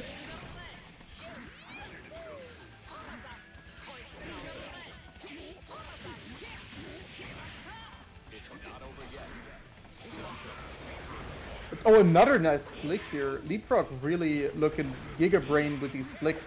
Finds the 6H counter it as well. But yeah, the Potemkin Buster in the corner. This is then gonna look hurt. at the meter wheel. Yep. The meter. Oh my lord. Oh god. Unfortunately, slightly too way for the full conversion, and the slide head actually loses to the DP there, but luckily doesn't get hit by it. The double just block didn't leave him close enough for the attempted pot buster. Flicks the Chain Sickle. Yep, no, misses for his life here. No punish on the Axel Bomber, and Bako gets the first round on the board after a lot of momentum shifts here. Yeah, that looked like an attempted air throw, but he went right past him. Nice backdash as well, once again from Leapfrog. I mean, we've been saying with these Potemkin players and their backdashes, they are on some different... How much damage did that just do? Did you see that cross-up setup too? Yeah. Cross-up safe jump setup. Not very easy to see, and incredibly hard to block. Like, because if it hits, right, you can fuzzy jump, but if they read it, you're getting so much stun. Oh, nice parry. It's exactly what Bako needs right here. Send Leap back to the depths of the corner, but luckily Leap manages to get that 5H counter hit. Yeah, Leap also getting around on the board, and this is looking really, really even so far. Oh, XR freaking out a little bit for me, going double speed. Okay, there we go, we're back. Woo! All right, actually managing to catch that with the, I think that's 6H. Okay, the YRC Chain Sickle, full screen projectile. That's Axel version of card YRC, you know. Yeah, Bako just very comfortable just staying at these ranges where Potemkin is just unable to contest him. Really good contest, speaking of, on the 5D attempt. It's a nice knockdown here, and this is how it starts. This is where the grappler life starts, baby. Luckily, Bako does seem to get the hit, of course. I don't know if that's actually a true knockdown or if that's just because Leap chose not to tech. Okay. This is a bit awkward here since you're low on life. Most of the chain hits are actually multi-hits, so you can't just hammer fall break in. There we go. This is what he needs. That is the Buster, and one hit away for both players. Barrage Dance coming out. Yeah, gets hit, unfortunate. And, yeah. Bako definitely managing to stay alive there and just keeping that distance. You can really tell, you know, Bako's spacing. He knows where not to be against Potemkin, and that's what kind of kept him alive throughout that entire game there, until be taking the first one in his favor. Starting out with a 5P into a cheeky little knockdown here as well, keeping Pacho away, because I don't want to deal with any of that. The butt slam comes down though, gets hit right after, and once again, this is how it starts. He got the one hard knockdown, immediately has to burst out. Not want to deal with it. And there we see the double hits of the Chain Cycle, really validating Hammerfall as a way to get in really fast. Booty, coming down again. Yeah, there you go. That's a lot of stun. Good jump out to avoid the slide head. Yeah. Big hit on the whiff to Ben Tensama, but, you know, at least one of the things that Axel is going from, since he wants to stay far away from you anyway, and he got reset back into neutral to stun, you know, he has a lot of time to recover. Uh-oh, yeah, tried to prayer his way in, but it didn't work. Yeah, and Bako already on set point here in these loser semis, looking to eliminate Leapfrog Pacho. Okay, a lot of backdashes here. We haven't seen as many flicks as we did in that first round. Oh, the just block. Blocks it and gets another knockdown going. Yeah, and there's the FD forcing a Hammerfall breakout and just jumping while it's active. Yeah, so far Baku has been doing a great job of using these multi-hit moves to interrupt the Hammerfall approach, and that's something that, of course, is really valuable to have for Axel, since Hammerfall is still the main kind of maneuvering tool that Potemkin's going to be using in big parts of the screen. If you can interrupt that, if you can just, multi-hit him out of it, that just keeps him away from you, and that's exactly where you want him. Yeah, another thing for Pot in this matchup, I think it seems a little hard for Leap to punish that jump back on the attempted Pot Busters. So maybe you just kind of have to hard read it with the grab. I'm blanking on the name right now. Yeah, I honestly don't know either. Oh, and the burst bait, unfortunate. Yeah, and Baku just playing it down to the T here, just managing to stay away, didn't let Leapfrog get in really the entirety of that match. And yeah, we'll be taking it 2-0 and sending Leapfrog home for tonight. I mean, he's already home, it's an online bracket, but sending him proverbially home, staying in there and winning the loser semis.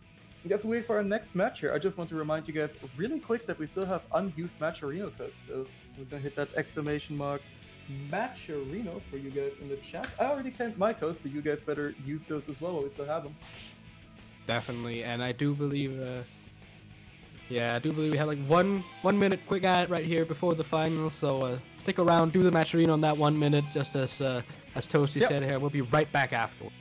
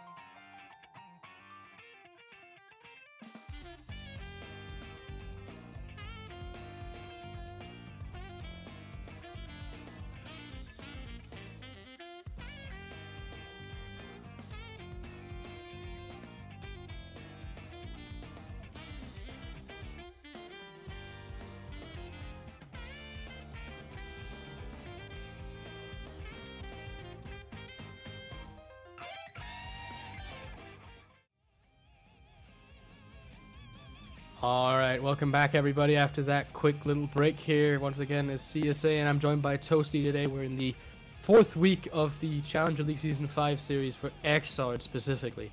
Now we're just about to start winners finals here with Pet versus Kidiot. We've had an amazing tournament run so far, a bunch of players joining in, so really quick, if you're not up to speed, this is a 8-week qualifying tournament where you place in top 8, you'll get points, where the final tournament, whoever finishes first, will guaranteed move on to the second round, which is a 8-way round robin in 2 groups of 4 people. Whoever, the top 2 of both groups, will move on to a final 4-way first to 10 tournament in the final week. Yeah, and what a tournament today has been already. We've seen so many hype sets, you know. Just had one of the, you know, stronger representatives in EU, Mr. Leapfrog, actually get knocked out in losers by Bako playing Axel. And yeah, what a tournament it's been, as I said. It's been really, really hyped to watch and commentate alongside you. And I'm just really looking forward to the finish line here that we are soon approaching with a really just a haymaker of a match coming up. Kidiot Johnny against Psychedelic Pet Potemkin. Definitely. Now, we are in finals now, and that does mean that we are now moving on to first to 3 sets. So, or first to 5 sets, sorry. So that means they have to get 3 wins before the... So we'll have to see here. This could potentially take a bit longer than the others, giving us a bit more time to commentate. So we'll have to see. If anything, it's more X-Art for you guys. Yeah, absolutely more X-Art for you guys, and it's not like, you know, it's not like this game is exactly slow-paced either way, so... We're starting out immediately with a really good burst bait from Kidiot. Finding the burst bait, leaving Psychedelic Pet without that vital resource. Does get a great Blitz Shield right here, though. Alright, now this is a matchup that both of them have played a ton. Of course, last season, these two were the final 2, and both of these players have met each other numerous times in a bunch of different tourneys. So you'll be able to see a lot of times where you might think, why would they do that? And that's just because these two know each other so well at this point. Yeah, and of course, you know, player matchups, especially in a character specialist game like X-Art, they matter, you know, almost more than character matchups even, just because if you're in your opponent's head, if you know their habits, and if you've played them so much, you're gonna make completely different adjustments than, you know, if you were playing someone who you're not aware of. And what a cancel on the FTTH there. A lot of wire seeing going out, and that is a big Potemkin buster. That was absolutely nutty. Of course, if you saw there in the corner, Pet did a slightly different combo just to try and bait a burst on the Hammerfall, but unfortunately, he read wrong, but that was not a wrong read. And now he gets to run his pressure. And these pot players, like, as I said before, they know something that I don't. Some of these buster situations are crazy, but they always hit. They always hit. Uh-oh. Yeah, that's gonna be stun. Oh god, that's gonna be stun. Ouch. Jesus. And Psychedelic Pet just takes that round of one major bonk coming out. And Johnny, you know, isn't even a low stun character, but you just get bonked that hard anyway. That was 3 hits. Rev Zero looking ass 6H loops. Yo. Yep. That's a thing I gotta ask Sinjil about sometime, if anyone would be interested in a Rev Zero tournament. Oh, the Rev Zero bracket? Oh god, that'd be hype. Let's go. Okay, let's see it here. This time it's Kidiot who's completely in control, baits out the pot buster, not this time, but then immediately gets hit by another one. Yeah, but we've seen plenty of momentum swings from Potemkin already, and that's exactly what we're talking about. Look at Kidiot's health. Oh, and that's not a good burst. Psychedelic Pet has been turning this round around within the span of like 10 seconds. Uh-oh, nice throw break. Another one! Can we get a third one? Come on, guys, jump up right now. And does Johnny fair and honest mids, you know, punishing Psychedelic Pet from mid-screen here. This should be it. Yep. No drop from Kidiot. Closes it out. That was very well done there from Kidiot. Bringing it back right from the edge. It's easy to suddenly get very overwhelmed when a pot just hits you twice and brings the round back in their favor. Another nice interruption on the Hammerfall armor, and gets all of this corner carry, man. Johnny will really take you to the corner from Narnia. Okay, beautiful close slash there, nice.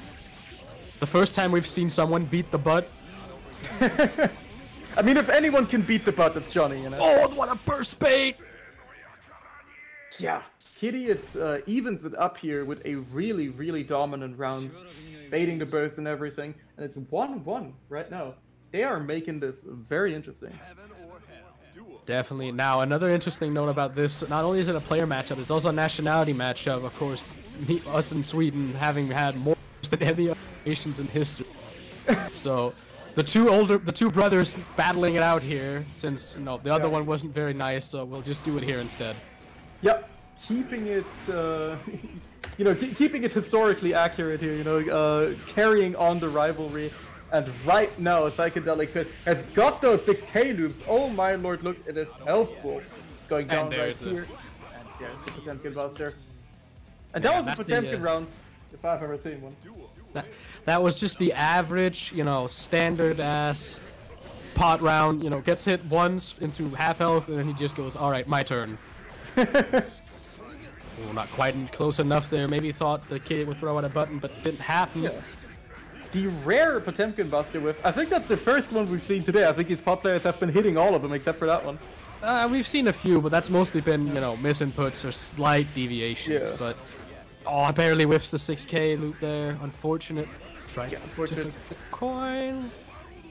No Trishula there, but really good presence of mind to go for the Blitz. Gets grabbed anyway though. And that's just how it goes sometimes. Sometimes the pot just reads you like a book and you lose the set before you even realize it was over. We've seen a ton of whiff busters. Well, I mean, I was bound to spread misinformation on the internet at least once here. The non-XR current active players spreading lies about the game. What else would you have expected? Exactly.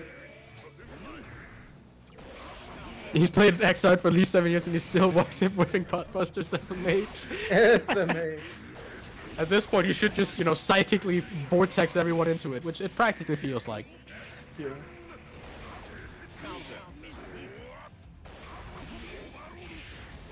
Oh, that's another big hit. Is this gonna stun or kill? It's definitely gonna kill. I mean, you should put the number one. I mean, come on. I'm fairly sure we're talking about a fellow Swede here, so naturally he's obligated to hate the Danes. Or telling the truth. I don't know. It's the older brother rivalry. We'll always say our brother's ass. I'm not sure if it's Norwegian or not. I've seen names because, most Scandinavians can move in between the countries relatively often. Okay, there's the 6-inch counter hit. That's big damage. Level 3 Mistfinder hits. Oh lord, that's gonna be a very tough situation. The bucket side comes out where I see. Alright, and there's the double overhead. Evens it up here. Kitty, it's still alive on the set point. Yeah, however, Psychedelic Pet, he just needs that one good read that spirals out of control. We've seen it time and time again. Yeah, good backdash there. Does not get caught by the charge dust. Oh, backdashes through the overhead, JK, what was that?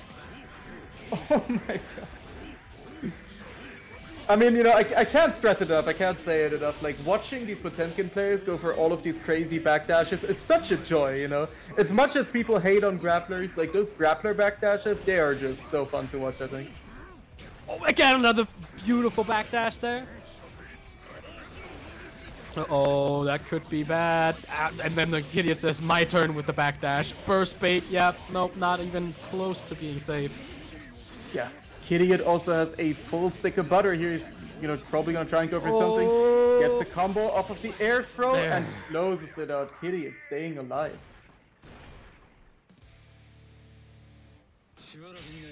Nicely played by Kidiot there. Keeping the head cool. Yeah, we are going into a final game of the set here. Of course, we're playing first to three since it is a finals right here. And Kidiot, managing to stay alive, not faltering. That's another big thing, you gotta keep up your mental even after getting schmixed with the pot round and just keeping calm and composed, getting back on the board. And right now making really good use of the YRC there, YRCing the Zweihander. Nice. That's gonna be the textbook combo into knockdown. Frame kill for the true Oki. Kitty had managed to backdash out of it this time, but... Fishing finals here. The full screen Hammerfall breaks this to psych out Kidiot into making a mistake, but he's not biting. Can you flick the Mistfinders? Yes. Nice. They're for some reason they're coded as both. Man, I'm learning a lot of new things today. It's great. Okay, uh-oh. Nope, no burst. Tried to bait it, but he didn't do it. That could be what costs the round. If you get too greedy with that burst bait, you're gonna lose. That's it. If they're both, you still get hit. Depends on which one's active first. I think in this case, if you do it right, you can actually. Kidiot once again, you know, kind of stalling in the air a little bit in order to get a favorable situation, but has to burst out right here. Psychedelic Pet about to get his burst back as well. He's gonna have it available for this round, while Kidiot, you know, has to play without it. Definitely, if you have to burst, you gotta burst early, because if you do it late in a round, it's not coming back for the next one. Yep. Oh, that is gonna be a very, very big hit here. Of course, has the level 3 Mistfinder on deck. And another great backdash here from Psychedelic Pet. Potbuster comes out as well, and he's just, you know, getting the full extension here. Whiffs, unfortunately, right at the end, but no coin stocked right here for Kidiot and no Mistfinder levels. So right now, you know, Johnny has to play it a lot more honest than usual. Doesn't matter though, because the conversion of the 2 will take him the set, and will be sending Psychedelic Pet down to the losers bracket. Definitely. We'll have to see if Pet can do a bit better against Bako and avenge Leap, the fellow pot player. Alright, so I just quickly looked into it here. It seems it is coded as a projectile, so it is counted as a projectile, but because it's for some reason it's coded in a way so it's considered physical if you blitz attack it. Huh. So it'll always reject no matter the distance, which makes that's why it's kind of weird. Huh. Because it also destroys one hit of projectile, so it kind of beats projectiles in a way in itself. So it feels different, but also like it's a projectile, because it is. What a game. Exart really is one of the video games of all time. It's a game, alright, so go try it, it's fun. Yeah, you really should. I mean, this game is fantastic, and as I said before on the stream, I wouldn't be here today, you know, I wouldn't be here in the FGC at all if it wasn't for Exart. It's what really got me into things, and you know, I owe a lot to this game, so I just really, really love it. Definitely, this is a great game, and of course, sometimes I do believe it's actually on sale right now for really cheap, so if you're gonna get it now. Yep, get it now, and of course, you know, next time you get the opportunity, sign up in one of these great 2BCU tournaments. Alright, now, already we're starting to see that Axel game plan already working out right at the beginning here. Uh-oh. Yeah, let's see if this is going to be a repeat of the way it went against Leapfrog Pocho, or if Psychedelic Pet is going to be able to figure out this matchup and, you know, not get zoned out by Bako here. Of course, you know, Bako already warmed up against the Potemkin Menace here, you know, just beat Leapfrog. And, well, let's see how he adjusts against Psychedelic Pet. But so far, he's still looking strong, of course, working on a really good life lead here, keeping Psychedelic Pet out, and just throwing out a lot of these far-range normals, throwing out these sickles that are just really, really frustrating to try and get around, especially with limited movement like Potemkin. Goes for a tricky, stray little overhead as well, but just comes in with the Potemkin missile. The IBCP. Just to armor through the Sparrowhawk stance, and yeah, this is how it starts. Ben 10 somehow gets blocked, but switches the side on him in the corner. Very cheeky Beautiful stuff here from Bako. Now, a fun little note about this. This used to be even worse, because for some reason, Pot used to crouch higher, meaning he'd just get hit even by standing buttons. Oh. It's got, they kind of, that's why it looks like he's basically got his stomach, like his ribcage into his knees, because they lowered his animation and his actual hitbox. Oh, that is quite something. I mean, you know, Potemkin already has it rough in some situations. I'm glad that they fixed that a little bit. I mean, most Pot players, from what I've heard, just want, you know, the mid-screen knockdown to actually work. It's fine that he has to, because like most Pot players you'll ask, and they're like, we're fine with working way in, we just want to get a grab like this. But we want to be able to get it mid-screen, you know? We want to be able to be rewarded mid-screen for actually getting in. Right now, we did see Psychedelic Pet get rewarded with the round window off of the beautiful Potbuster he got there. We saw a whiffed parry as well from Bako. and manages to get out the corner. You just see immediate double backdash from Bako, you know, doesn't want to deal with having Potemkin anywhere near him, and it's just going back to that zoning game plan. Gets flicked on. This is a really good knockdown. Unfortunately, it's again the multi-hit, breaking the armor on the Hammerfall approach. Alright, we'll have to see here now. If Pet feels this matchup could get too dicey for Pot, he does have a really good pocket soul. I would definitely like to see that. I mean, Pet, even if he loses this one, you know, he still has the opportunity to switch. Alright, there's the parry. Yep, bursts out. Oh, actually beats the ICPM this time. I think it's, what is it, ICMP it's called? I don't know. Oh my god. And just, you know, RCs it into the Potemkin Buster, but Bako answering back straight with a DP, pushes Psychedelic into the corner, and uses the YRC momentum to approach. Very smart stuff, but, you know, Bako just not biting immediately, puts him back into the corner. Saying there, but the burst bait! Oh my god. Yeah, I came. I'm just gonna say it. That was beautiful. Yeah. God. Me too, you know, at least a little bit. And yeah, Psychedelic Pet does take the first game. You know, after looking like a bit of a rough spot here, you know, he's been taking so many stray hits. It looks like it hasn't been in his favor. But he just takes the first another game one and another pot buster. Alright, can we get a number 3? Another yes, one. We can, baby. Don't Pet. Don't do it to him. Are we gonna get number 4? Oh, he tried it. He tried it. Oh, god damn it, Pet, the menace. What a menace, man. And these grab players, they always know, you know, like they always have some sort of hidden knowledge. They know when you're afraid. Alright, that little projectile sent out there, that's actually how the command grab looks in this game. Huh. I never knew that as well. It looks incredibly weird, and it's very hard to miss. Like, or it's very easy to miss on certain stages. Yeah, I was wondering actually. I saw. I was like, wait a minute, what the hell was this thing again? Gets a knockdown up to the side in the ICPM OTGs, right? No, no, that's a true combo. Slide head into TK ICMP is actually ICPM is actually a true combo. Huh. I think it's only on counter hit though. But don't quote me on that. I do know it's a true combo if it does. You'll see them do it a lot, because it's basically a free way in from full screen, right? Yep. Alright, there we go. There's the double, look at the meter build. Yep. Oh, there we go. 50%, we got the RC on deck. You're dead, you're stunned. You're stunned. Yeah, you're stunned. See ya. Has to burst. No? Wow, okay, Axel actually barely didn't get stunned. I was so sure. I guess that's just, you know, the Axel or the Answer PTSD from getting stunned so many times. You just kind of expect it.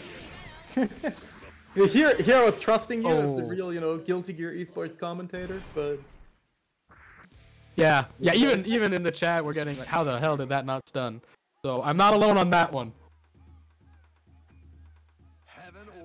But yeah, Psychedelic Pet's already up 2-0 right now. You know, just needs one more game to avenge his Potemkin brother Leapfrog. He's done it so far without dropping a game. And just menacingly walks forward. Look at the dominance established by this man. It's like, yeah, what are you gonna do about it? You gonna throw some sickles my way? Nah. Oh my god. There's the counter hit. Yep. Yo, and big shout out to Mr. Sierra Vice coming through with the raid. I hope you had a great stream, Sierra. Nice to have you, buddy. You need to get back in here at some point, you know? There's people want the Ramlethal. Yeah, I mean, I think Windwalker in the chat, you know, asked for Ramlethal earlier, so we need Mr. Sierra in here. He is needed. Okay, ducking around all the sickles, backdashing mid-screen to avoid it. I've had enough of your games. Uh-oh. And another pot buster. Putting Psychedelic Pet on set point right here. Bako's really gonna have to change something here. What do you think should the adjustment be for Bako? Oh, that's hard to say because I don't play Axel myself, and the one person we had that consistently plays him kind of dropped him for Eno, so... We'll have to see here. I think I'd just like to see more actively going against Pet. I think just starting to be a bit aggressive would actually help out a lot here instead of trying to run away. Yeah, and that was a really, really good parry here, landing, you know, not just a bunch of damage, but also the very, very important corner switch for Baku here, you know, putting Psychedelics back to the wall and just limiting those options that he has and getting out of the corner himself. Oh, nice wow. Tensama is gonna get a full extension off of the RC here. Psychedelic Pet still in the corner, tries to go for another parry there, I believe. Okay. Uh-oh, the JH. Yep, catches it, the slow slide down. That's so sick, baits the burst! This is gonna be a grip-o-meter. And the slide head. The DP's out, the burst back. Didn't bait it this time. Oh, I was about to say, so if anyone looked at the meter bar there. Oh, the slide head counter hit. The slide head. And oh, there you go. I thought he got hit by the Mega Fist, actually. Alright, stays alive here. Yeah. There's still managing to keep his composure. Okay, now this is where it really counts. Seems it did. Now we'll have to see if it comes up again if they don't spend all the meter. Yeah, look at Pot's meter here. Oh no, wait, he's not low enough on life. So essentially, if the meter glows yellow, which only happens when you're below 20, when your opponent is below 20% and you have the winning point, you can combo into IK. Yeah, that's something you have to be very scared of. That Is might that actually work. Are we getting the IK? Yeah. I think. No, he's just gonna do for the stun. Yep, just goes for the stun, and Psychedelic Pet is gonna be able to secure himself the salty run back against Kidiot in Grand Finals. Oh, that was nasty. Okay, that does mean we get to see a finals for Kidiot and Pet. Now, anyone who's followed this for a while, they'll immediately recognize this matchup, as I've said a bunch of times. These guys just... God, I don't even think I can begin to count the amount of times we've seen them on stream alone. Yeah, I mean, they definitely seem like some absolute, you know, mainstay players, some real haymakers in the community. And, you know, with how hyped the last set was and how many cool interactions we got to see, I'm really looking forward to this great run back in Grand Finals. Let's see Psychedelic Pet, you know, he has the data now, he's played the set against Kidiot, and to see if the adjustment will be enough to get not only the reset, but maybe even, you know, the run back Grand Final win. Indeed we will, but we'll have to see. The 6H, that's already a lot of stun. Just getting hit by it, even raw, is already very dangerous.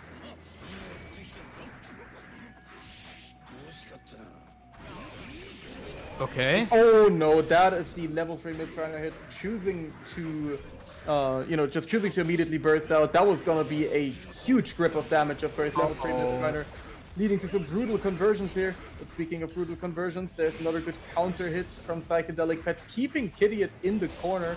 He now has to fight his way out, but yeah, once again, just showing that he's ready to deal with the Hammerfall armor. What a throw break. There's the throw. Finally gets it. Finally gets that pot buster in. Is that safe? Oh my god! Ooh, the Trishula to avoid the super here. Goes for even more Trishulas. What is happening? And that's an auto-timed Oki. Yeah, that's a 50-50. You gotta watch out. Good grab there. And Pet takes the first round. Yeah, Pet looking He low profile with Trishula. Yeah, it practically puts the hurt box down to the ground. Man, that is crazy. I think that's the one thing we can say about Johnny. He has probably, like, his reversal doesn't always hit, but it has the advantage of being really safe. Yeah. I mean, he does require it, I'm sure. And just like he requires this unblockable, which is going to be a really, really big chunk of damage. It's the coin setup as well. Only has one coin. Oh. Hunt here, unless he closes it out very, very quickly. Definitely does have level 3 up and running though, so the cancels are still gonna be very fast. Now again, for those who don't quite know how the coin system works, for each level, Johnny's Mistfinder gets new properties. It becomes a better move. It becomes faster, and he can do what's called a Mistfinder cancel. So he cancels into the special move and then cancels the special move, making even like big buttons like 5H plus in some situation. Yeah, just making him, you know, the most menacing mid dispensers in Zeroa, which is quite something. And you know, look at the you risk. definitely need. If you want to play this character, you know, if you want to be real ready with these cancels, you do need quite a bit of execution, which is what Gate kept me from playing this character back in the day, because my execution ain't all that. I mean, the 5-man 5D miss finer cancel. So each time he does that 5D that wall bounces, he has to miss finer cancel to do another button. Meaning he is doing jump D, miss finer cancel, jump D, jump cancel, jump D, miss finer cancel, just constantly. It's so disgusting. Yeah, I don't have those. But yeah, what a hit, but unfortunately no follow-ups here from Kiria. Doesn't quite get the confirm off of the base. And now, you know, we know that Pet is one interaction away from stealing this. Doesn't matter though. Johnny combo theory sleeping. Bro, Johnny's combos are sick. There's no other way to say it. Sure, if you've watched him for 2,000 hours, I can still get a bunch of fun out of them. Yeah, like, you know, we can all do a little bit of hating on the top tiers, but you can't say that Johnny's combos ain't saucy as fuck. They are really, really saucy. I mean, those ladder mid-screen jump D combos are actually disgustingly fun. It's like, yo, we could do that? Okay, there's the stick throw off the coin. Beautiful. Yeah, no bait. One thing we have to keep in mind here is that we're still really early in the round, you know, Psychedelic Pet having half of his life bar remaining, and Kidiot is down to having only one single coin remaining, which he spends right here. So no more coins on deck for the rest of the round unless he manages to find that treasure hunt. Okay, that was a really good option. And Pet knows now he can't really fear, you know, no big damage combos, because level 1 jump D cancels are nearly impossible. Yeah, it's just Psychedelic Pet trying to fish. Okay, that keeps going back. There's the stance cancel. There we the stance dash treasure hunt. Okay, one coin left. There it is, spent, and there's the level 2 gone. But the just block on the butt throw that we were talking about. Yeah, and Kidiot, you know, he's so far being the only one who's been able to deal with the thick. You know, he's been able to keep the Potemkin butt slam down. Whiff throw here, and we'll just find the next one instead.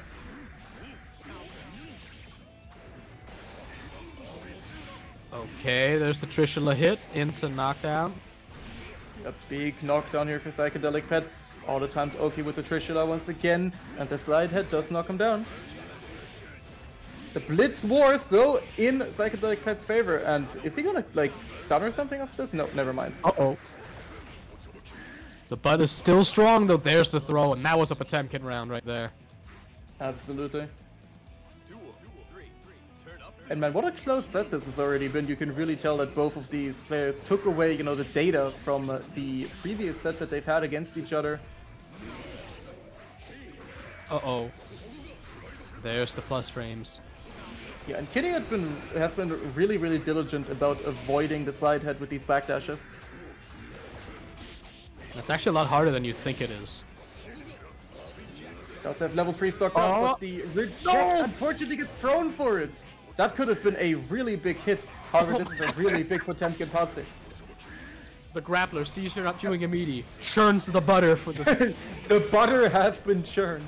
And Kidiot having to burst here. Now look at look at that meter build there on pot. Look, it's flashing gold. That means he can IK. No longer. He's no longer got 50. No longer available. Oh, the level 3 Mistfinder hits. This is gonna hurt a lot. There it is, and now it might. Kidiot might be able to get it. No, not level 3 Mistfinder. I think he messed up something there. Oh, that was an attempt. There was an attempt, but he still takes it. Yeah, after a little bit of spaghetti in the end, you know, Kidiot manages to close it out and is only one game away from taking Grand Finals winner side here. So let's see if Psychedelic Pet is going to be staying alive, or if Kidiot can close it out and, you know, win 2 sets in a row against Psychedelic Pet here. Uh-oh, big burst bait to start things off. If you have to get your burst baited, it might as well be right here at the beginning. You know, he's going to get the chance to get the burst back here in the second round, most likely. Maybe even the end of this one, if it lasts long enough. There's the gold burst. Speaking of burst, gold burst coming out from Kidiot, of course, you know, landing that gold burst is so important in Guilty Gear. You get all of your meter, And you get to have, you know, the advantageous situation of getting them off of you. Look at this conversion, taking him coast to coast. Misses the knockdown at the end, unfortunately, and an air grab comes out for Psychedelic Pet. Okay, now this is where Neutral gets a bit awkward, gets the slide head knockdown. I thought for sure we would see a reversal there.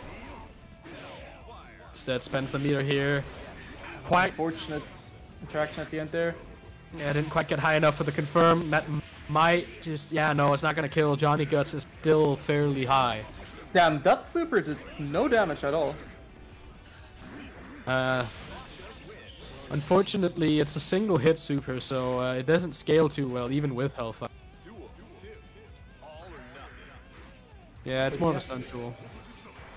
Yeah, we have Psychedelic Pet though, staying alive, doesn't want to go down quite yet, and manages to put Kidiot in the corner here. Now this is a very scary situation, of course, gets the knockdown as well with the slide head. Baits the burst, but no punish. Now, Gold Burst is, I don't remember how it functions exactly in Drive, but in here, if you do Gold Burst, you are strike invulnerable until you hit the ground. So it's really, like, if you do a Gold Burst, the opponent has to realize, oh, he did a Gold Burst, I either have to grab or I gotta wait till they land. Oh, the Blitz back! Some shield wars, yep. Good throw from Psychedelic Pet. Really good counter poke though from Kidiot. Gets a good block in on the Zwei RC. Nice. Misses the ICPM, fortunately. this is a bit of an awkward neutral situation. Yeah, the stare down. But yeah, Kidiot does have that level 3 on deck. This is gonna hurt. Uh-oh. Big conversion here. It's going for the reset as well. No burst. No burst. Yeah, doesn't burst out, and Kidiot, you know, putting himself on set point here, poised to take the entire tournament. The Psychedelic Pet doesn't manage to turn it around this round. Okay, the close slash 5k. There we go. Sends Pet to the corner domain. Oh, beautiful. Put in the corner dimension, but immediately finds his way back out. And look at these honest, you know, stagger strings here from Psychedelic Pet. Nothing to see here, guys. No grab has came out so far. Oh my god, that's a cross-up. I got hit. Unfortunate whiff there on the low Mistfinder, but just, you know, gets the reset anyway. It's set point, and this is exactly where Kidiot wants it. Misses the air throw. How did he block that? I think because of the physical, like when you get hit by his model, you can block it as a low, I believe. Apparently. Alright. Misses the pot buster there. Oh, and a missed Mistfinder. That's a mouthful. Oh, the throw break. Yeah, another throw break. These guys have been going for all these crazy throw breaks. More so than we've seen for the rest of the entire tournament. 2 coins on deck here for Kidiot. And also only one good interaction away. The next Pulse Buster will take him out, so he has to be very, very careful here. Chooses a good spot to mash out, but won't be able to kill her, I don't think. But it'll be very, very close. It's very close indeed. Now there's all the overheads. Dead angles out, spends the meter. Now this is very awkward. It's extremely awkward. Oh my god! Doesn't match to close it out. And Kidiot will be your champion with the Zweihander to close it out. 3-0. Right at the end there, manages to take the second set in a row against Psychedelic Pet and will take the whole entire tournament, showing up with some beautiful, beautiful Johnny play here. But also big ups to Psychedelic Pet, of course, also playing his heart out here. That was absolutely nutty, using the ground Zweihander to go full screen and not be grounded and punish the slide head. Oh my. Yeah, the awareness of some of these players is just incredible, and yeah. Kidiot will be getting his very well-deserved first place here. Oh my god. Well, that is it for today then. Of course, as you said, Kidiot taking it with Pet on a close second, Pet on a close second, Bako at third, and Leap at fourth. And then, of course, the rest of top 8. So, big thank you to everyone for joining us on this tournament today. If you're at all curious, come join us next time. We've got the... we've still got a few weeks left. There's still some time to gain some points. And, of course, even if you think, oh, it's too late to make it, join the last one. Because the last one, if you somehow manage to pull out a win, you're still guaranteed to go on. yeah, definitely use that opportunity and just, participate for some wonderful Exart. Once again, this game is fantastic and you should absolutely give it a shot. If you're interested at all, if you liked anything, and you really should from what you've seen today, play Exart. Try the game, it's great. Definitely. So, big thank you again to our sponsors, LC Power and Streamplify. Big thank you to them. We wouldn't be able to host these without them. And naturally, we wouldn't be able to host this without you guys. Matcherino, ! merch. Go grab yourself some merch. All of it supports either the tournament or, in the Matcherino's case specifically, all the money goes to the players. So yeah, it's been great fun to commentate here with you today. I hope you had fun as well. Oh, absolutely. It's been wonderful. It's been great to commentate with. It was an absolute pleasure. Big thank you to Answer for hitting me up to commentate today. Big thank you for 2BCU in general, letting me commentate today. It was a wonderful time, and it's been such a great return to Exarch for me. So yeah, thank you guys very, very much for having me. Thank you very much to everyone who decided to tune in and support us today. Definitely. So thank you guys for joining. We'll see you guys next week. If any of you are interested, there's Strive tomorrow and DNF on Fridays. So if any of you are into those games instead, they're right there. Yep, definitely get something for everyone. And if I'm allowed to shill for my community for 1 second as well, next week we do have a special 1-year anniversary of our Grand Blue Weeklies on hardedge_org. So join that Discord as well, tune in, and we have a special little event lined up for our 1-year anniversary of the weekly. So if you're interested in that game too, maybe want to check it out, make sure to go ahead and hit us up next Monday at 8 p.m. Central European Time. Definitely be turning up for that one. But for now, we are going to have to say goodbye.